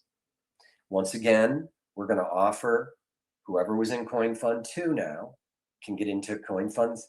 They can buy up to 3 times as much as they did in Coin Fund 3. After a deadline, if they haven't purchased, then of course, yes, the other people that were in Coin Fund 2 can buy up what's remaining. If they still haven't purchased all of it at that point, then we'd open it up. And I imagine hedge funds and all sorts of funds on Wall Street would want to get in at that point. Because what happens next is really extraordinary. Now, 2 and 20 again, we've got $3 billion to spend on marketing, hackathons, API build outs, getting it into every merchant, getting it through all the supply chains, everything. Spend, spend, spend, not speculation. We're putting $1 billion then into every one of those coins. Now, does that mean that we're going to be able to acquire 100% of a coin? No, I don't think so. But like, for instance, Digibyte, I think its value is currently hobbled is in the tens of billions of dollars already. Hobbled, chained to the ground, not allowed on Kraken, not allowed on Coinbase, not allowed on Gemini. What happens when they are? Because we paid their way on. What happens when there are Super Bowl ads for these coins? What happens when there's hackathons and conferences all over the world for these? Growing adoption, growing developer ecosystem, creating more utility, driving more transactions, more transaction value. Then in fact, we are now helping these coins go even higher in crypto fair value, even higher than their hobbled values. But most of them are worth billions of dollars currently hobbled. So for us to reach that crypto fair value is a beautiful thing. Now that's it. At that point, we've got $4.2 billion that we took in management fees. Am I going to take some of that for myself? Oh, hell yes, I am. Are you kidding me? Of course I am. Just like any good fund manager. Because I've created wealth for my investors. That is my goal. My goal is not only to lift up the crypto ecosystem and make it a barterable coin like Mises, Ludwig von Mises, probably not pronouncing his name right, the Austrian economist who's in our book, said there should be competing currencies. I agree. Who's creating that right now? And for any of you haters out there that are like, oh, you can't do it. Well, who else is trying? Who else is trying? So you might as well be my cheerleader. You might as well root me on, even if you don't think I can do this. Because if I don't do it, who is? Have you ever heard any of this from anyone else? Does anyone even have a plan? Does anyone have a war plan? Do they have a game plan? Do they have any idea how to move from 99% speculation to 99% spend? Any of you out there? Because if you do have that idea, you're keeping it a pretty good secret. We are creating a movement here. I went from 20 people on my team listening to my podcasts less than a year ago. Doesn't seem like a big number, 4,150 of you, beautiful, wonderful, amazing people. Thank you so much for following me. Thank you. I appreciate it. Thank you for sharing these posts. I was doing a podcast every single day for like 6-7 months. And I was bringing on the core team members and founders, brilliant, amazing people like Bram and Gene were on my show, on my podcast rather. Brilliant, amazing people like Amore, who invented Bitcoin Cash and then created eCash, a better form of that, better form than Bitcoin. I've had just legends on my show. Jared of Digibyte, Joel of Dash, my first 2 podcasts. We've grown, and it doesn't seem like a big deal, but when you look at it, to go from 20 to 4,150, which is where I think it is today, that's a heck of a jump, guys. That's like a 200x jump. If we get a 200x jump again, we're at 800,000 people, and we will, no doubt. My goal is that you help this message get out there in a way that we become the way Roaring Kitty and Wall Street Bets, Keith Gill, with GameStop, when they said, no, this isn't fair. Come together. Let's just buy these coins. Let's diamond hands them. Let's not sell them. Let's squeeze the shorts. And these 10 to 15 million retail investors out there came together and they beat Wall Street. They put firms out of business. They caused tens of billions of dollars in damage in the form of they squeezed those shorts, those naked shorts that were trying to destroy GameStop. Just destroyed them, decimated them. In fact, those shorts still haven't been covered. You look split adjusted, they never ever got out. Those that didn't get out and take their beating are still in there, and it was paper shares, and they've probably been forgiven by the same dirt bags that did the naked shorts in the first place. But I want you guys to help me. I want you to get the word out about this. My book with Senator Finchem is coming out. It's called Beyond Bitcoin. I'm waiting for one person now. One person. We'll see if he does. No secret. I've asked Bram Cohen to write the introduction to the book. I talk about Chia throughout. I love Chia. I love Bram Cohen. If you think about it, Bram created BitTorrent. BitTorrent was the first decentralized computer network that reached not over 10 million, not over 100 million, over 167 million instances of BitTorrent being used. This idea of a decentralized media player where you add little bits of media, and if somebody wanted that media, all of these computers out there with just little bits of that media would just not fill their pipeline, but just send out a little bit, just a bit, okay, this little bit, but you would collect a swarm of bits, a torrent of bits that would fill your pipeline, and you've got that media right now live streaming, unheard of at that point. The only thing close to it was Napster. John Hummer of Hummer Winblad, Ann Winblad and John Hummer's venture firm up in Seattle. They had invested something like $100 million at $1 billion valuation in Napster. Sean Fanning is the one that everyone knows. Sean Parker, who ended up taking Zuckerberg out to Peter Thiel and getting the first investment in Facebook. He was also a partner. But Sean Fanning and Sean Parker, and they had John Winblad, and they moved to Silicon Valley. But what happened? All that music was on centralized computers, and the FBI just came in and unplugged them. And that was it. Napster was gone. I could no longer listen to my acoustic version of Rolling Stones' Waiting on a Friend. It was gone. You click on it, nothing new would happen. But along comes Bram Cohen, this genius, comes up with this insane idea, seemingly insane, right? Where you're just going to store little bits and people are going to download these media players and they're going to trust that it's not a virus and they're going to use this to exchange bits. Skype, download.com, Mininova, Supernova, Pirate Bay, it goes on and on and on. Brilliant. A backstory some people don't know is that I had actually tracked these ghosts down, and I had made deals to buy 8 of the top 10 BitTorrent sites in the world. BitTorrent wasn't one of them. For $85 million total. I rounded up George Lichter and Claudio Pincus, who were the chair and CEO of Ask Jeeves. Ask.com had just sold to Barry Diller for $1.3 billion.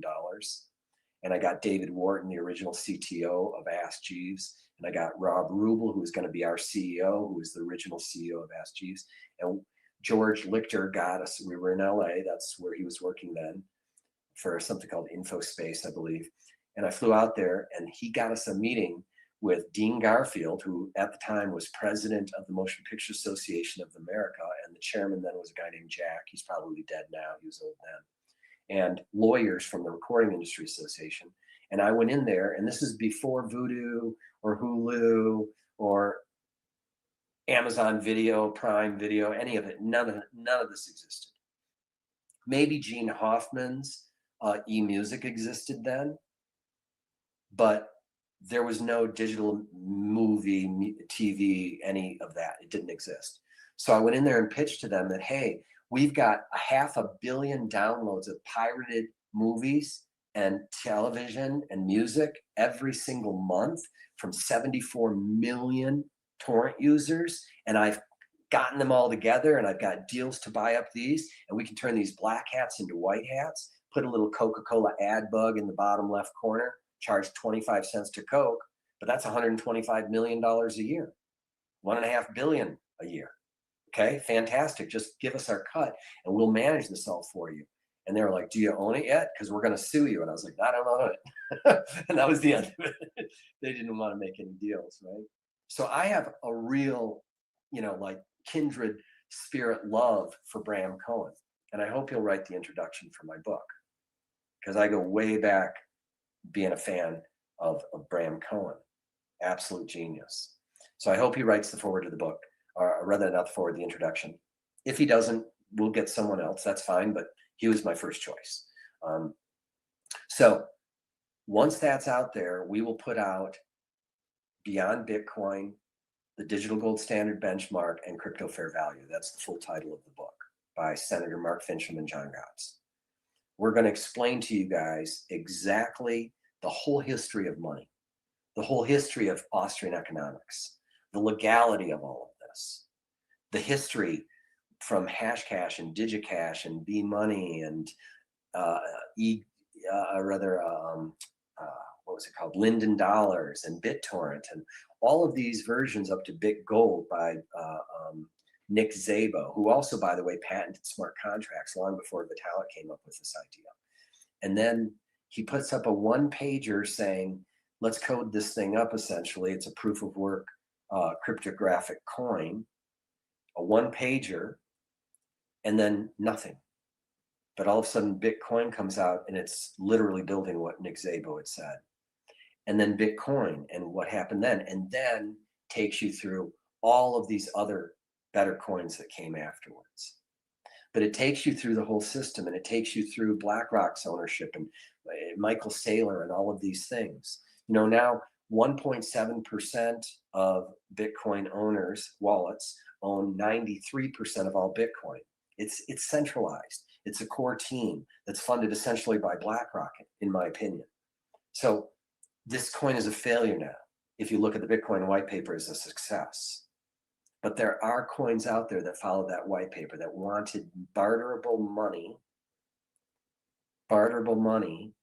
that you can store on your own native wallet, self-custody, it's yours, with no financial institutions and government standing between me and you transacting. Where in the Constitution would it ever have said that government and financial institutions get between you and someone you owe money, or someone owes you money, or you want to buy a good or service? Why? And you know, the detractors for the longest time would say, oh no, look at Silk Road, you know, they're going to buy illegal stuff with it. Well, what do you think they've been buying illegal stuff with up to this point and to today? Cash, Federal Reserve notes. So should we just shut those down? Because that's where all the drug trafficking happens, the human trafficking, all of it.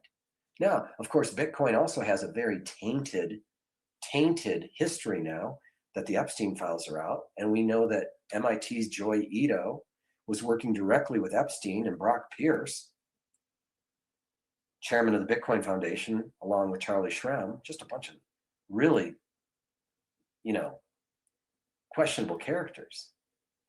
But that means that Bitcoin and Pizza Day, guys, are you kidding me? Pizza Day? The first thing purchased with Bitcoin was pizza. Anybody that knows about child trafficking knows what pizza means. And you can go, oh, John, you're crazy. Am I?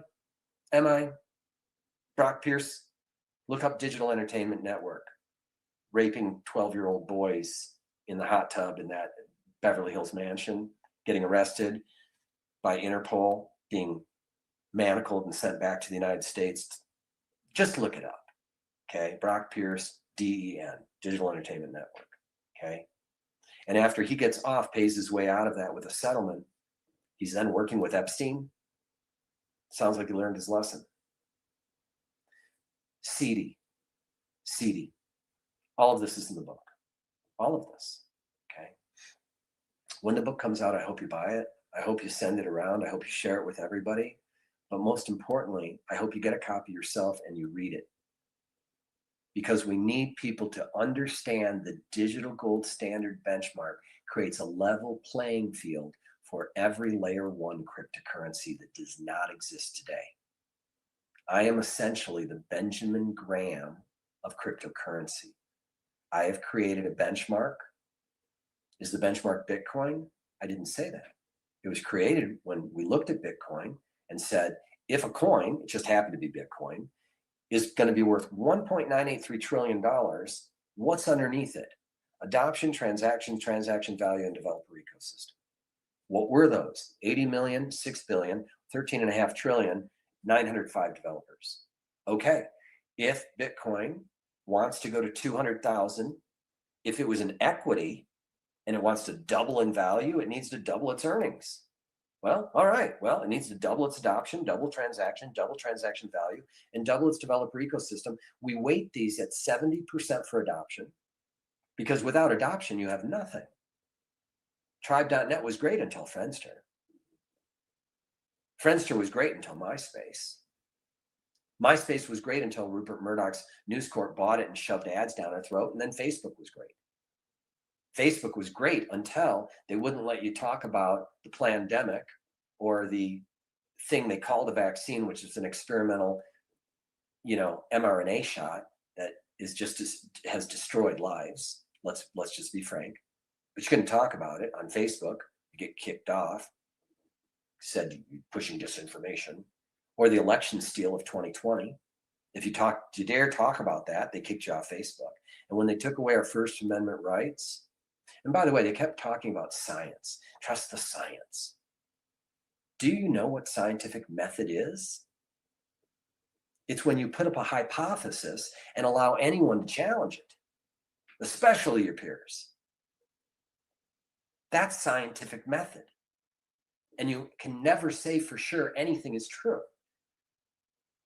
You can only make a hypothesis that it's true and let other people continually batter it and challenge it.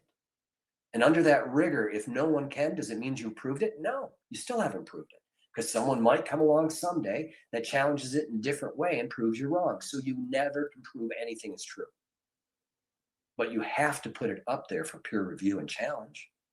But God forbid those that followed the science would debate you. They wouldn't debate you. And on Facebook, they took away our First Amendment rights. And what happens? X. Thank God for X. Thank God for the saint Elon Musk, who gave us back our First Amendment rights. But you see adoption. They're the #1 news app in all countries now. Why? The why doesn't matter. The point is they're the most valuable now. Why? Because they have the adoption. And without it, you're Tribe.net. It's been a long way from Tribe.net to X. But there's no adoption there. If they had adoption there and it innovated the way Elon Musk and what he's done with X, maybe they'd still be here. Friendster lost Tila Tequila to MySpace, who they were smart enough to bring her away because she was the main influencer there, and that was their death knell. But if you don't have adoption, you don't have value. So we put 70% of the value of the crypto for value formula on adoption. And then we give 10% each to transactions, transaction value, and developer ecosystem. Adoption's tough because these centralized exchanges won't give us the Merkle trees. So we see one wallet, for instance, for Dash. Okay, well, but how many people own that in that centralized exchange? We don't know. One of the things, my digitalgoldfoundation.org, first self-regulating organization, I tried to start the tokens and exchange. Tokens, it was the TXSRB, the Tokens and Exchange Self-Regulating Body. I tried to start that with the Ethereum founders and all these guys back in 2016. They're making too much money. But I ended up working with 48 lawyers from 12 of the largest white shoe security law firms, ending up with Elon Musk's lawyer, Roel Campos, in 2017. Hughes Hubbard & Reed is the largest, oldest securities firm. They're mostly made up of people like Roel, former commissioners, former chairs of the SEC, CFTC, FINRA, FinCEN, rather, not FINRA. FINRA is a self-regulating organization of securities dealers. That's what they do. They self-police. So we're going to self-police. And at some point, we're going to hold CoinMarketCap responsible for listing exchanges up there that they haven't audited to know those are the true numbers, and then it suckers in coin creators to go and pay these fraudsters and get ripped off. CoinMarketCap, you're on notice. CoinGecko, you guys need to check what you're printing, okay? And CoinMarketCap and Gecko, they're only printing what the exchanges show them. Well, those exchanges, you're on notice. We may not be able to shut you down if you're over in Dubai hiding, Chinese companies. But what we can do is give you an F. We can give you a 0 rating for transparency. But also for Coinbase and Kraken You guys are the on-ramps and off-ramps to coins, but you're manipulating coin values by not allowing things on like Digibyte. That's manipulation. With great power comes great responsibility. And if you're going to be the gatekeeper for crypto, you have to have a fair and balanced way of allowing crypto on. You can't have Fartcoin on because they paid their way on, but Digibyte can't get on because they don't have treasury. Not okay. And we need to see the Merkle tree. I want to know true adoption, because right now AI can only guess. Transactions and transaction value, very important, described in the book. Wash trades are a problem.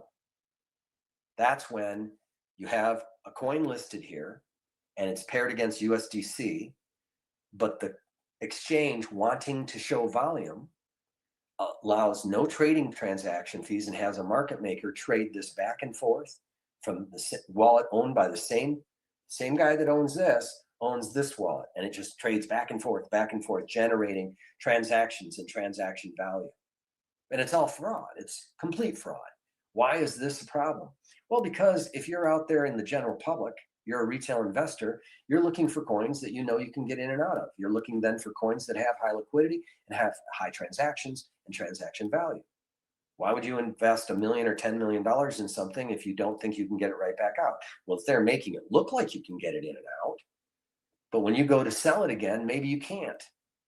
Or when you go to list with that exchange because of all that volume, like L-Bank, the fraudsters in Dubai, complete scam. Their whole scam is to attract coin creators to pay them exorbitant rates to get in front of ghosts. That's their business model, no more. And for any exchange that does give the Merkle tree and does show an audited trail of all the trades, so we see they're not going from one wallet to the next, you guys will get a 4-star rating. You guys will get an A+, and that will attract more users to your exchange who will be attriting from those that don't. Very, very important. Very important. These are the things that will change crypto. Developer ecosystem. We're looking at GitHub, we're looking at all repositories, we're looking at activity, and we're trying to figure out how many developers there are. But again, these are problems we have. So having hackathons and being really involved with core teams and asking them for these numbers is the way we get that. So eventually, we only pull our numbers from exchanges that will give us their Merkle tree, show us their audited books, that they're not wash trading. They're not, because they want to protect the public and they want to attract a public that wants to be protected. Only then can we have true adoption, transaction value, and know our developer ecosystems. Until then, we're relying on an ever smarter AI to go in and do this for us. Never before Grok, for me, was I even able to conceive putting together such a book. This book's taken 14 months to write.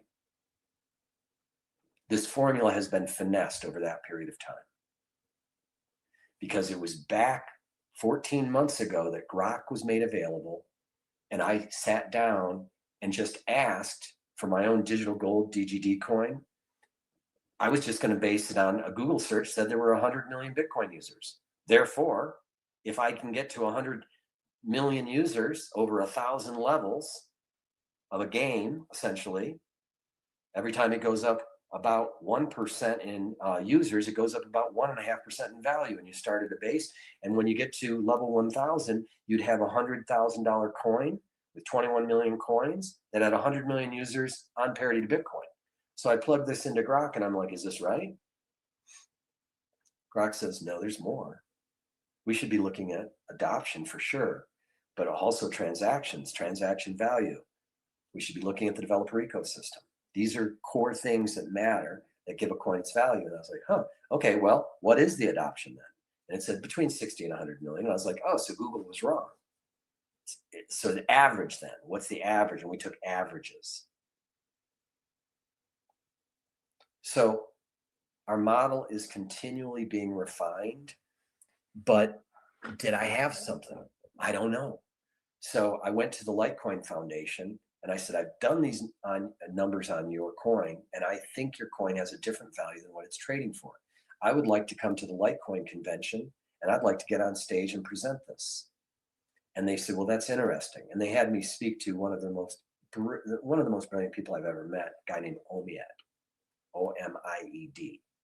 His handle on X is Omieds, like plural Omied, O-M, like Oscar, Mike, India, Echo, Delta, Sierra, S.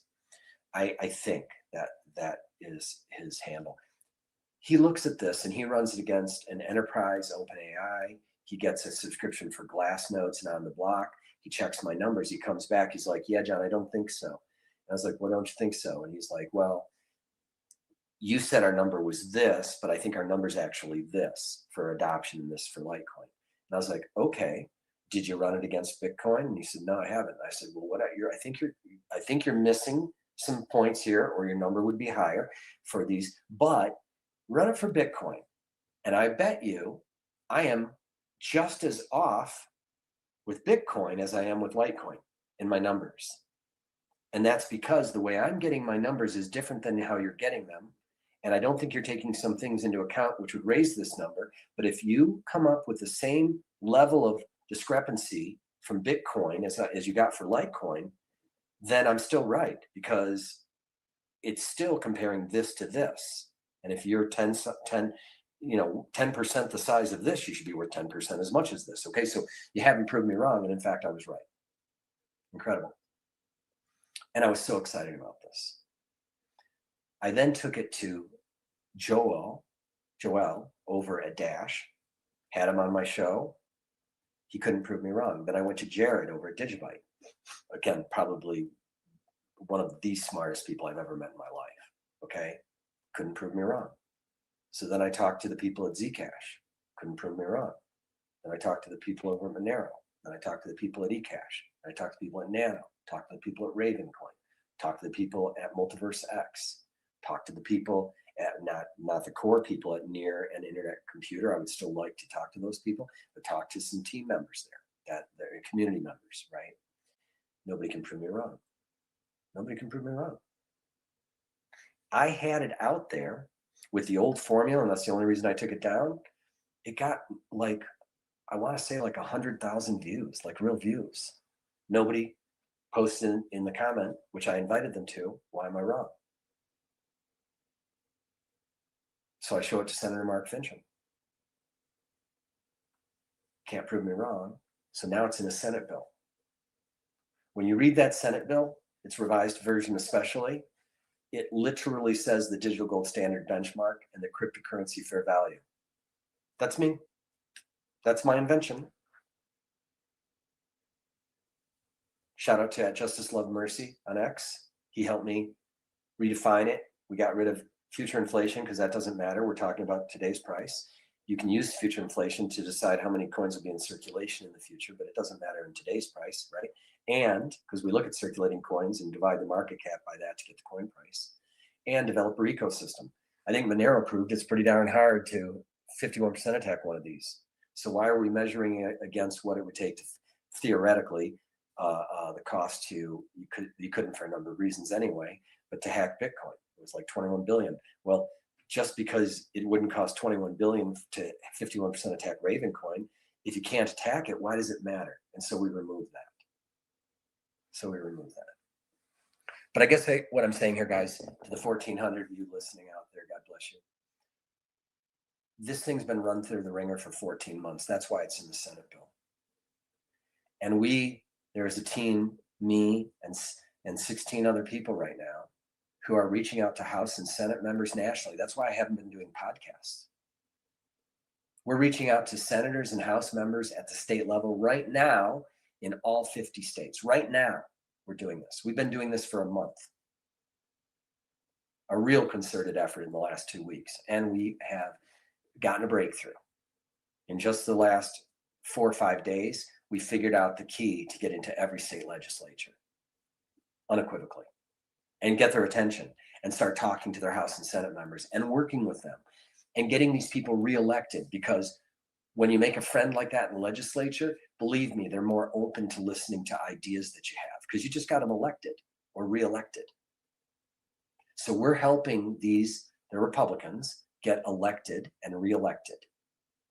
And we're using AI to do it. And it's unfrickin' believable, the war plans we're building for these people.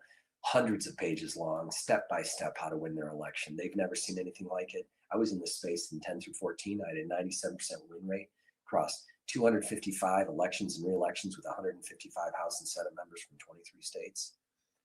I didn't have anything like this. This is mind-blowing. This is seismic. This is going to take back majorities, I believe, in houses and senates, legislative bodies across the nation. We're going to see these things move from D to R because of this. It's unreal. Unequivocally, I say this. We're making those deep, meaningful relationships because if you go in and say, hey, I've got a crypto bill, would you put this up? It was done by Senator Finchem over here. Would you do the same legislation over here?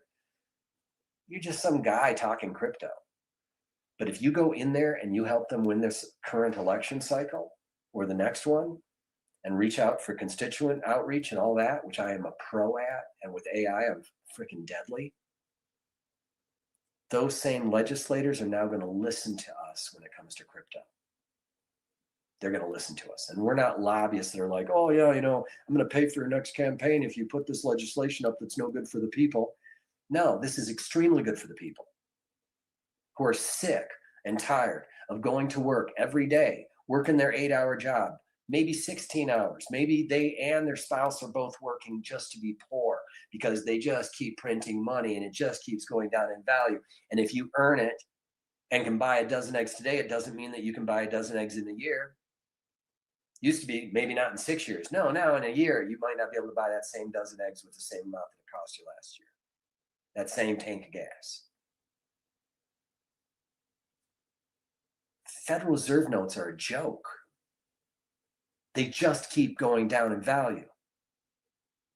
They just keep going down in value. Cryptocurrency can't just be printed.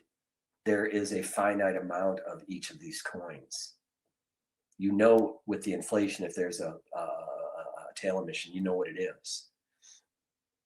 It can't just arbitrarily be raised and spent more. No. Limited amount. Our fund is going to make these even more scarce because we're never selling the coins that we purchase. The token representing those coins, that'll trade forever. But the coins themselves locked up forever. More scarce. So imagine now if you've got currency in your pocket that becomes more valuable over time, the more adoption there is of it, the more transaction developer ecosystem you can gauge, you can see. Imagine that. So the digibyte you have in your wallet currently, if it gets up to fair value, is worth 700 times or something, don't quote me, more, not financial advice, than it is right now. It doesn't mean, oh man, cool, I'm going to sell it, I'm going to speculate. No. It just means you can go buy more eggs. You can go buy more food, clothing, shelter, transportation, energy, and communication, which are the basic needs for your family. Because with the current fiat money system, you can buy less every year, guaranteed. Guaranteed. You get less. You work more for less. Imagine a currency in your pocket for barter that goes up in value so long as these communities are building more utility, building more security, more ways to spend them, more ways to use them. Chia's got gaming coming. I can't wait for this to be a hit. Bram Cohen, 167 million use cases of BitTorrent. Imagine legal gambling, which Chia is going to bring you. With Chia, you're going to be able to dance against another player with no house and no rake. And so it's legal. So I can game with you. Now imagine if that goes to 100 million users. I can imagine it. It would be bigger than Bitcoin by 25%, who has 80 million users. Well, in my book, then, it's worth 25% more than the benchmark of 2 trillion. It's worth two and a half trillion. Not bad. Where's it priced today? Nowhere near that. So is there upside? Yes, there is. What does that mean for you? You'll be able to buy more. Because I want you to buy with it. I want you to spend it. I don't want you to speculate. We need to leave that behind. That was crypto 1.0. The new vision I have for crypto is spending it, not speculating with it. So that is what my book is about. Beyond Bitcoin with Senator Finchem. It's going to come out. I want to see this in every airport. I've asked Gene Hoffman over there at Chia if he knows any publishers. He says he thinks he has a lead for me. I want to see this book on the bookshelf of every airport. Every airport. If you go into a bookstore in an airport, that's where I want it. I want people reading this on the plane when I've got their full attention, because there's nothing else to do on that plane. Read this book. I want it in Barnes & Noble. I want it in Dalton bookstores if that still exists. I want it in Amazon books. I want Google books. I want you to read it on your Kindle. I want it frickin' everywhere. Everywhere. I was told by Jared at Digibyte, you know, John, you're not going to make any money off this first book. They're not going to pay you for a year, a big publisher. And when you're done, you're probably not going to get a big percentage of it either. Maybe. But if I change the world of crypto forever from FOMO and FUD to fundamentals and formulas, so I will not have lived in vain, right? It's time to move, folks. It's time to move off of the Bitcoin standard. It's time to move to the digital gold standard benchmark and crypto fair value. It's time to decouple from Bitcoin. There's something, I believe it's in the book. I say it all the time. For those of you who've heard it before, it's worth hearing again. I'm a high school dropout, by the way. You know, I took a little bit of community college. One of those college courses was Logic 101. And one of the first things you learn, a simple logical statement would be, if all cows are purple and Bessie is a cow, Bessie is purple. Pretty simple, right?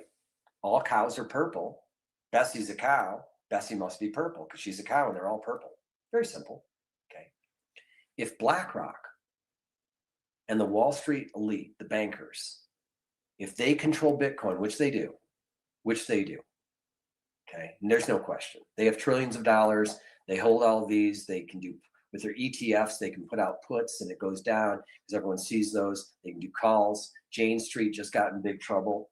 So no question, Bitcoin can be manipulated. So if Bitcoin, when it goes down, as a rule, not the exception, or as a rule, there are exceptions. When Bitcoin goes down, all coins go down. All other coins go down. So when Bitcoin goes down, all coins go down. When Bitcoin goes up, most coins also go up. The rule, not the exception. Okay.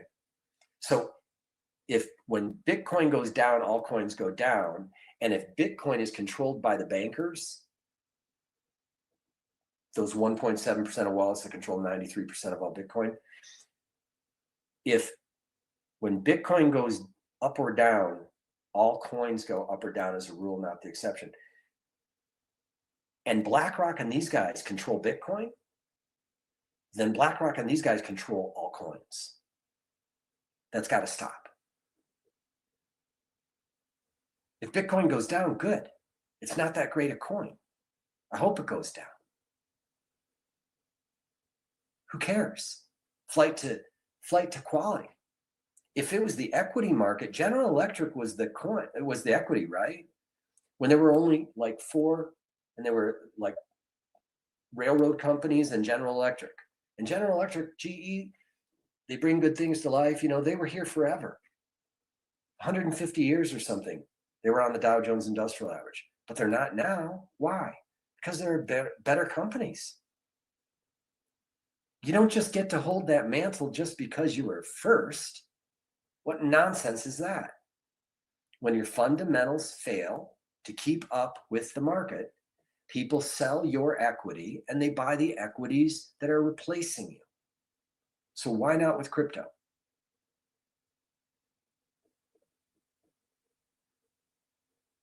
Why not with crypto? And by the way, before Benjamin Graham and the Intelligent Investor and P divided by E is equal to growth, the market's traded on, guess what? Can you guess? FOMO and FUD.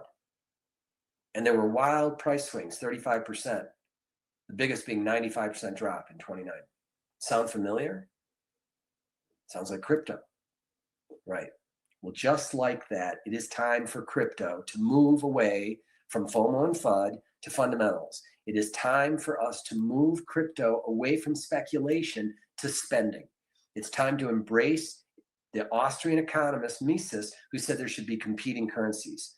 It's time for you to have a future for yourself and your family where the money that you earn today goes up in buying power tomorrow, or at least keeps up with the price of the goods and services that you need to live a good life in the pursuit of happiness.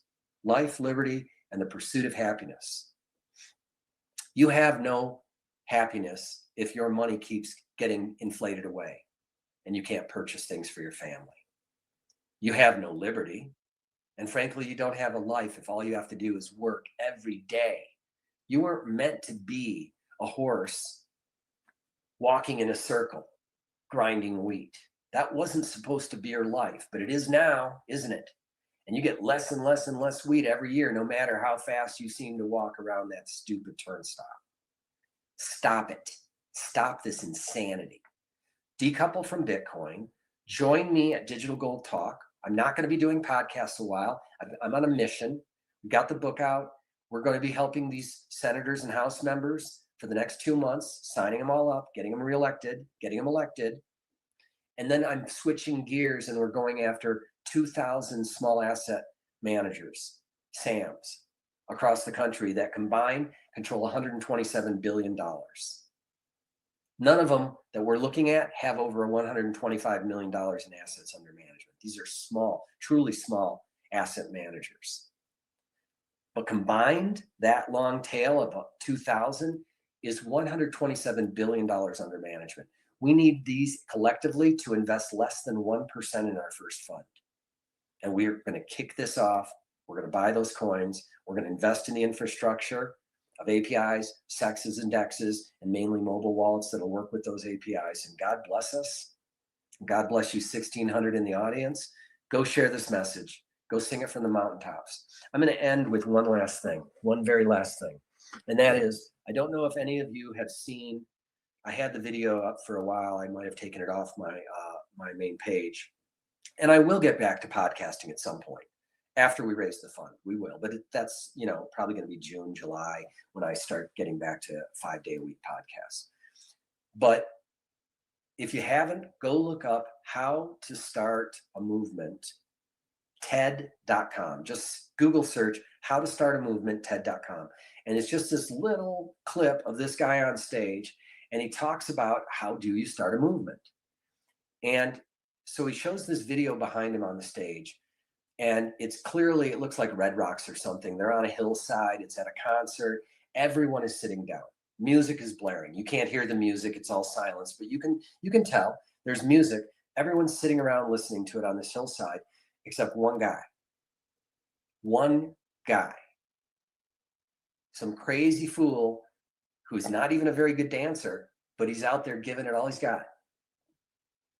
Okay, the lone nut, he calls them. Okay, the lone nut. And he's out there flailing his arms around and dancing, and he's having the best time. And everyone's just sitting there watching him. Until one guy steps up. I'd like to say that guy was Joel of Dash. I think he was my second dancer. And when he gets up there and dances, he's embraced as an equal, height 10. And now they're both dancing, not together, but they're both dancing. They're having fun.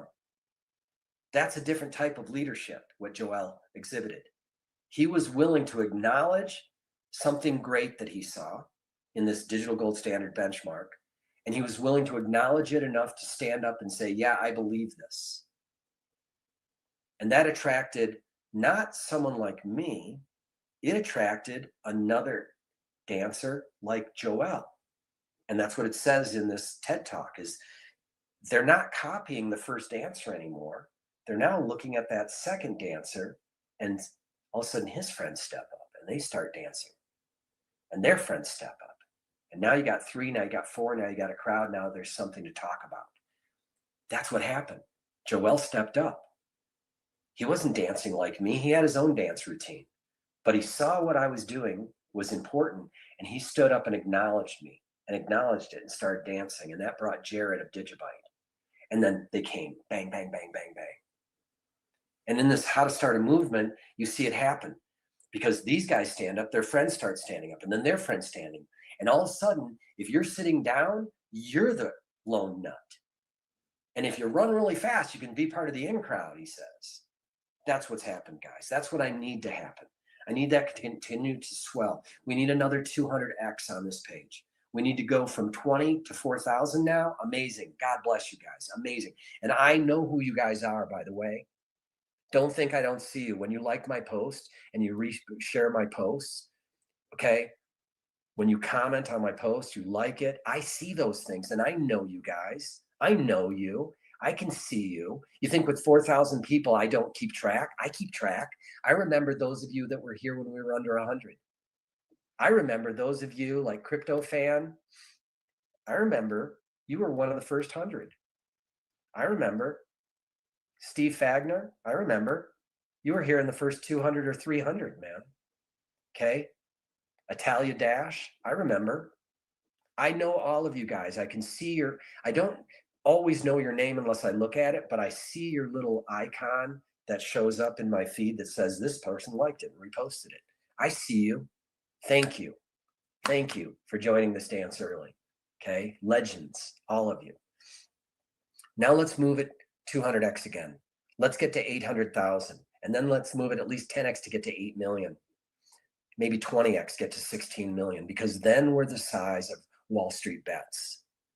Now, with 16 million people, each of them having, let's say, even $1,000 on average, some more, some less, we're talking about $16 billion in buying power now, guys. And you guys will be in there buying these coins that are becoming scarcer and scarcer because all the coins we buy, we're putting away. But help me start a movement. There's 1,667 of you in here. If you guys all went out and shared this post and shared this message, that'd be an incredible good thing, an incredible good thing. So I didn't look at comments today. Sorry for you guys that are in the comment thread right now. But thank you. God bless every one of you out there. I've been on for, what time is it now? Holy crap, 2 hours. I never like to go that long anymore, just because, I don't know, most people can't sit through a 2-hour podcast. I find some people do, but thank you guys. Get the message out there. I'm not going to be back for a while. I'm not going to be podcasting even Sunday with the senators. I might do one next week or the following when it passes the Senate and then passes the House. And then we'll talk about it and we'll tell you guys what you can do to contact the Arizona governor and tell her to sign it into law. But until then, have a great Sunday. Don't give up the hope. We are all leaders if we want to be. Every one of us, go be a leader. Make this happen for crypto. And I just say, God bless all of you. And I'll talk to you guys soon. We've got this. See you soon.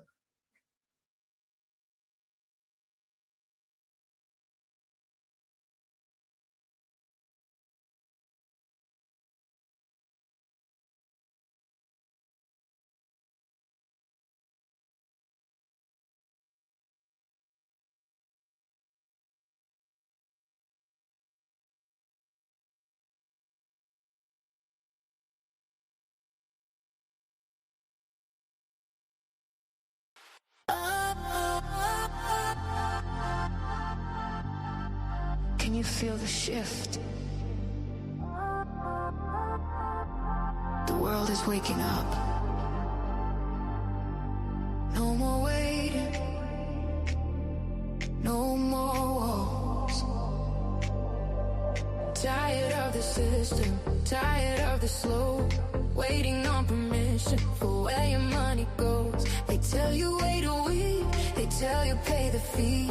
But that ain't freedom. And that ain't for me. I need the speed of light. I need to break the chain. A digital revolution running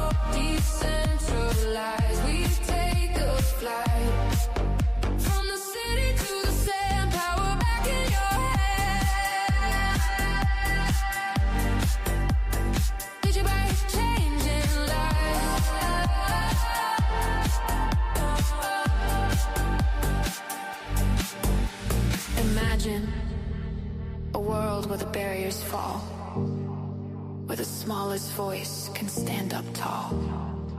Security is freedom, speed is opportunity. One blockchain, one community.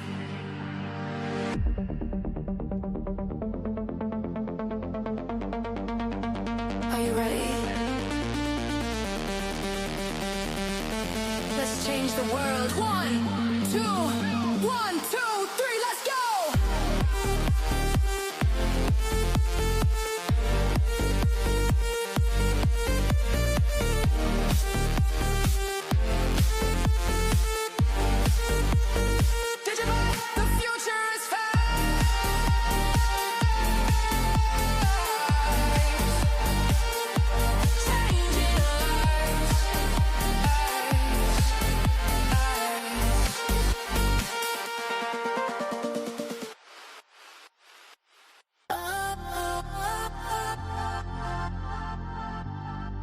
Can you feel the shift? The world is waking up. No more waiting. No more walls. Tired of the system. Tired of the slow. Waiting on permission for where your money goes. They tell you wait a week. They tell you pay the fee. But that ain't freedom. And that ain't for me. I need the speed of light. I need to break the chain. A digital revolution running through my veins. 15 seconds, that's all it takes to build a bridge that never breaks. Global access, open door. This is what we've been waiting for. Secure, fast forward, go! Digibot changing lives. We're cutting through the noise tonight. Decentralized, we take the flight. From the city to the sand, power back in your hand. Digibot changing lives.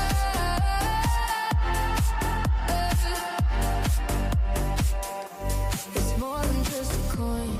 It's a brand new way to empower the people, giving them a say across the ocean, across the divide. No bank account needed to join the ride. Blue logo rising, the blocks never stop. Proof of work, yeah, straight to the top. 15 seconds, watching land value moving hand to hand. Global access, open door. This is what we've been waiting for. Unstoppable, unbreakable now. Digibot changing lives. We're cutting through the noise tonight. Decentralized, we take a flight. From the city to the sand, power back in your hand. Digibot changing lives.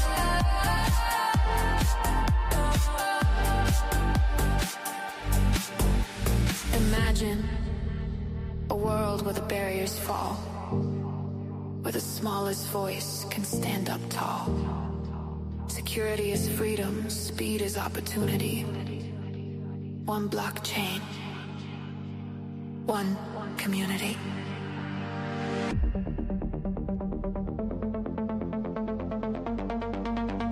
Are you ready?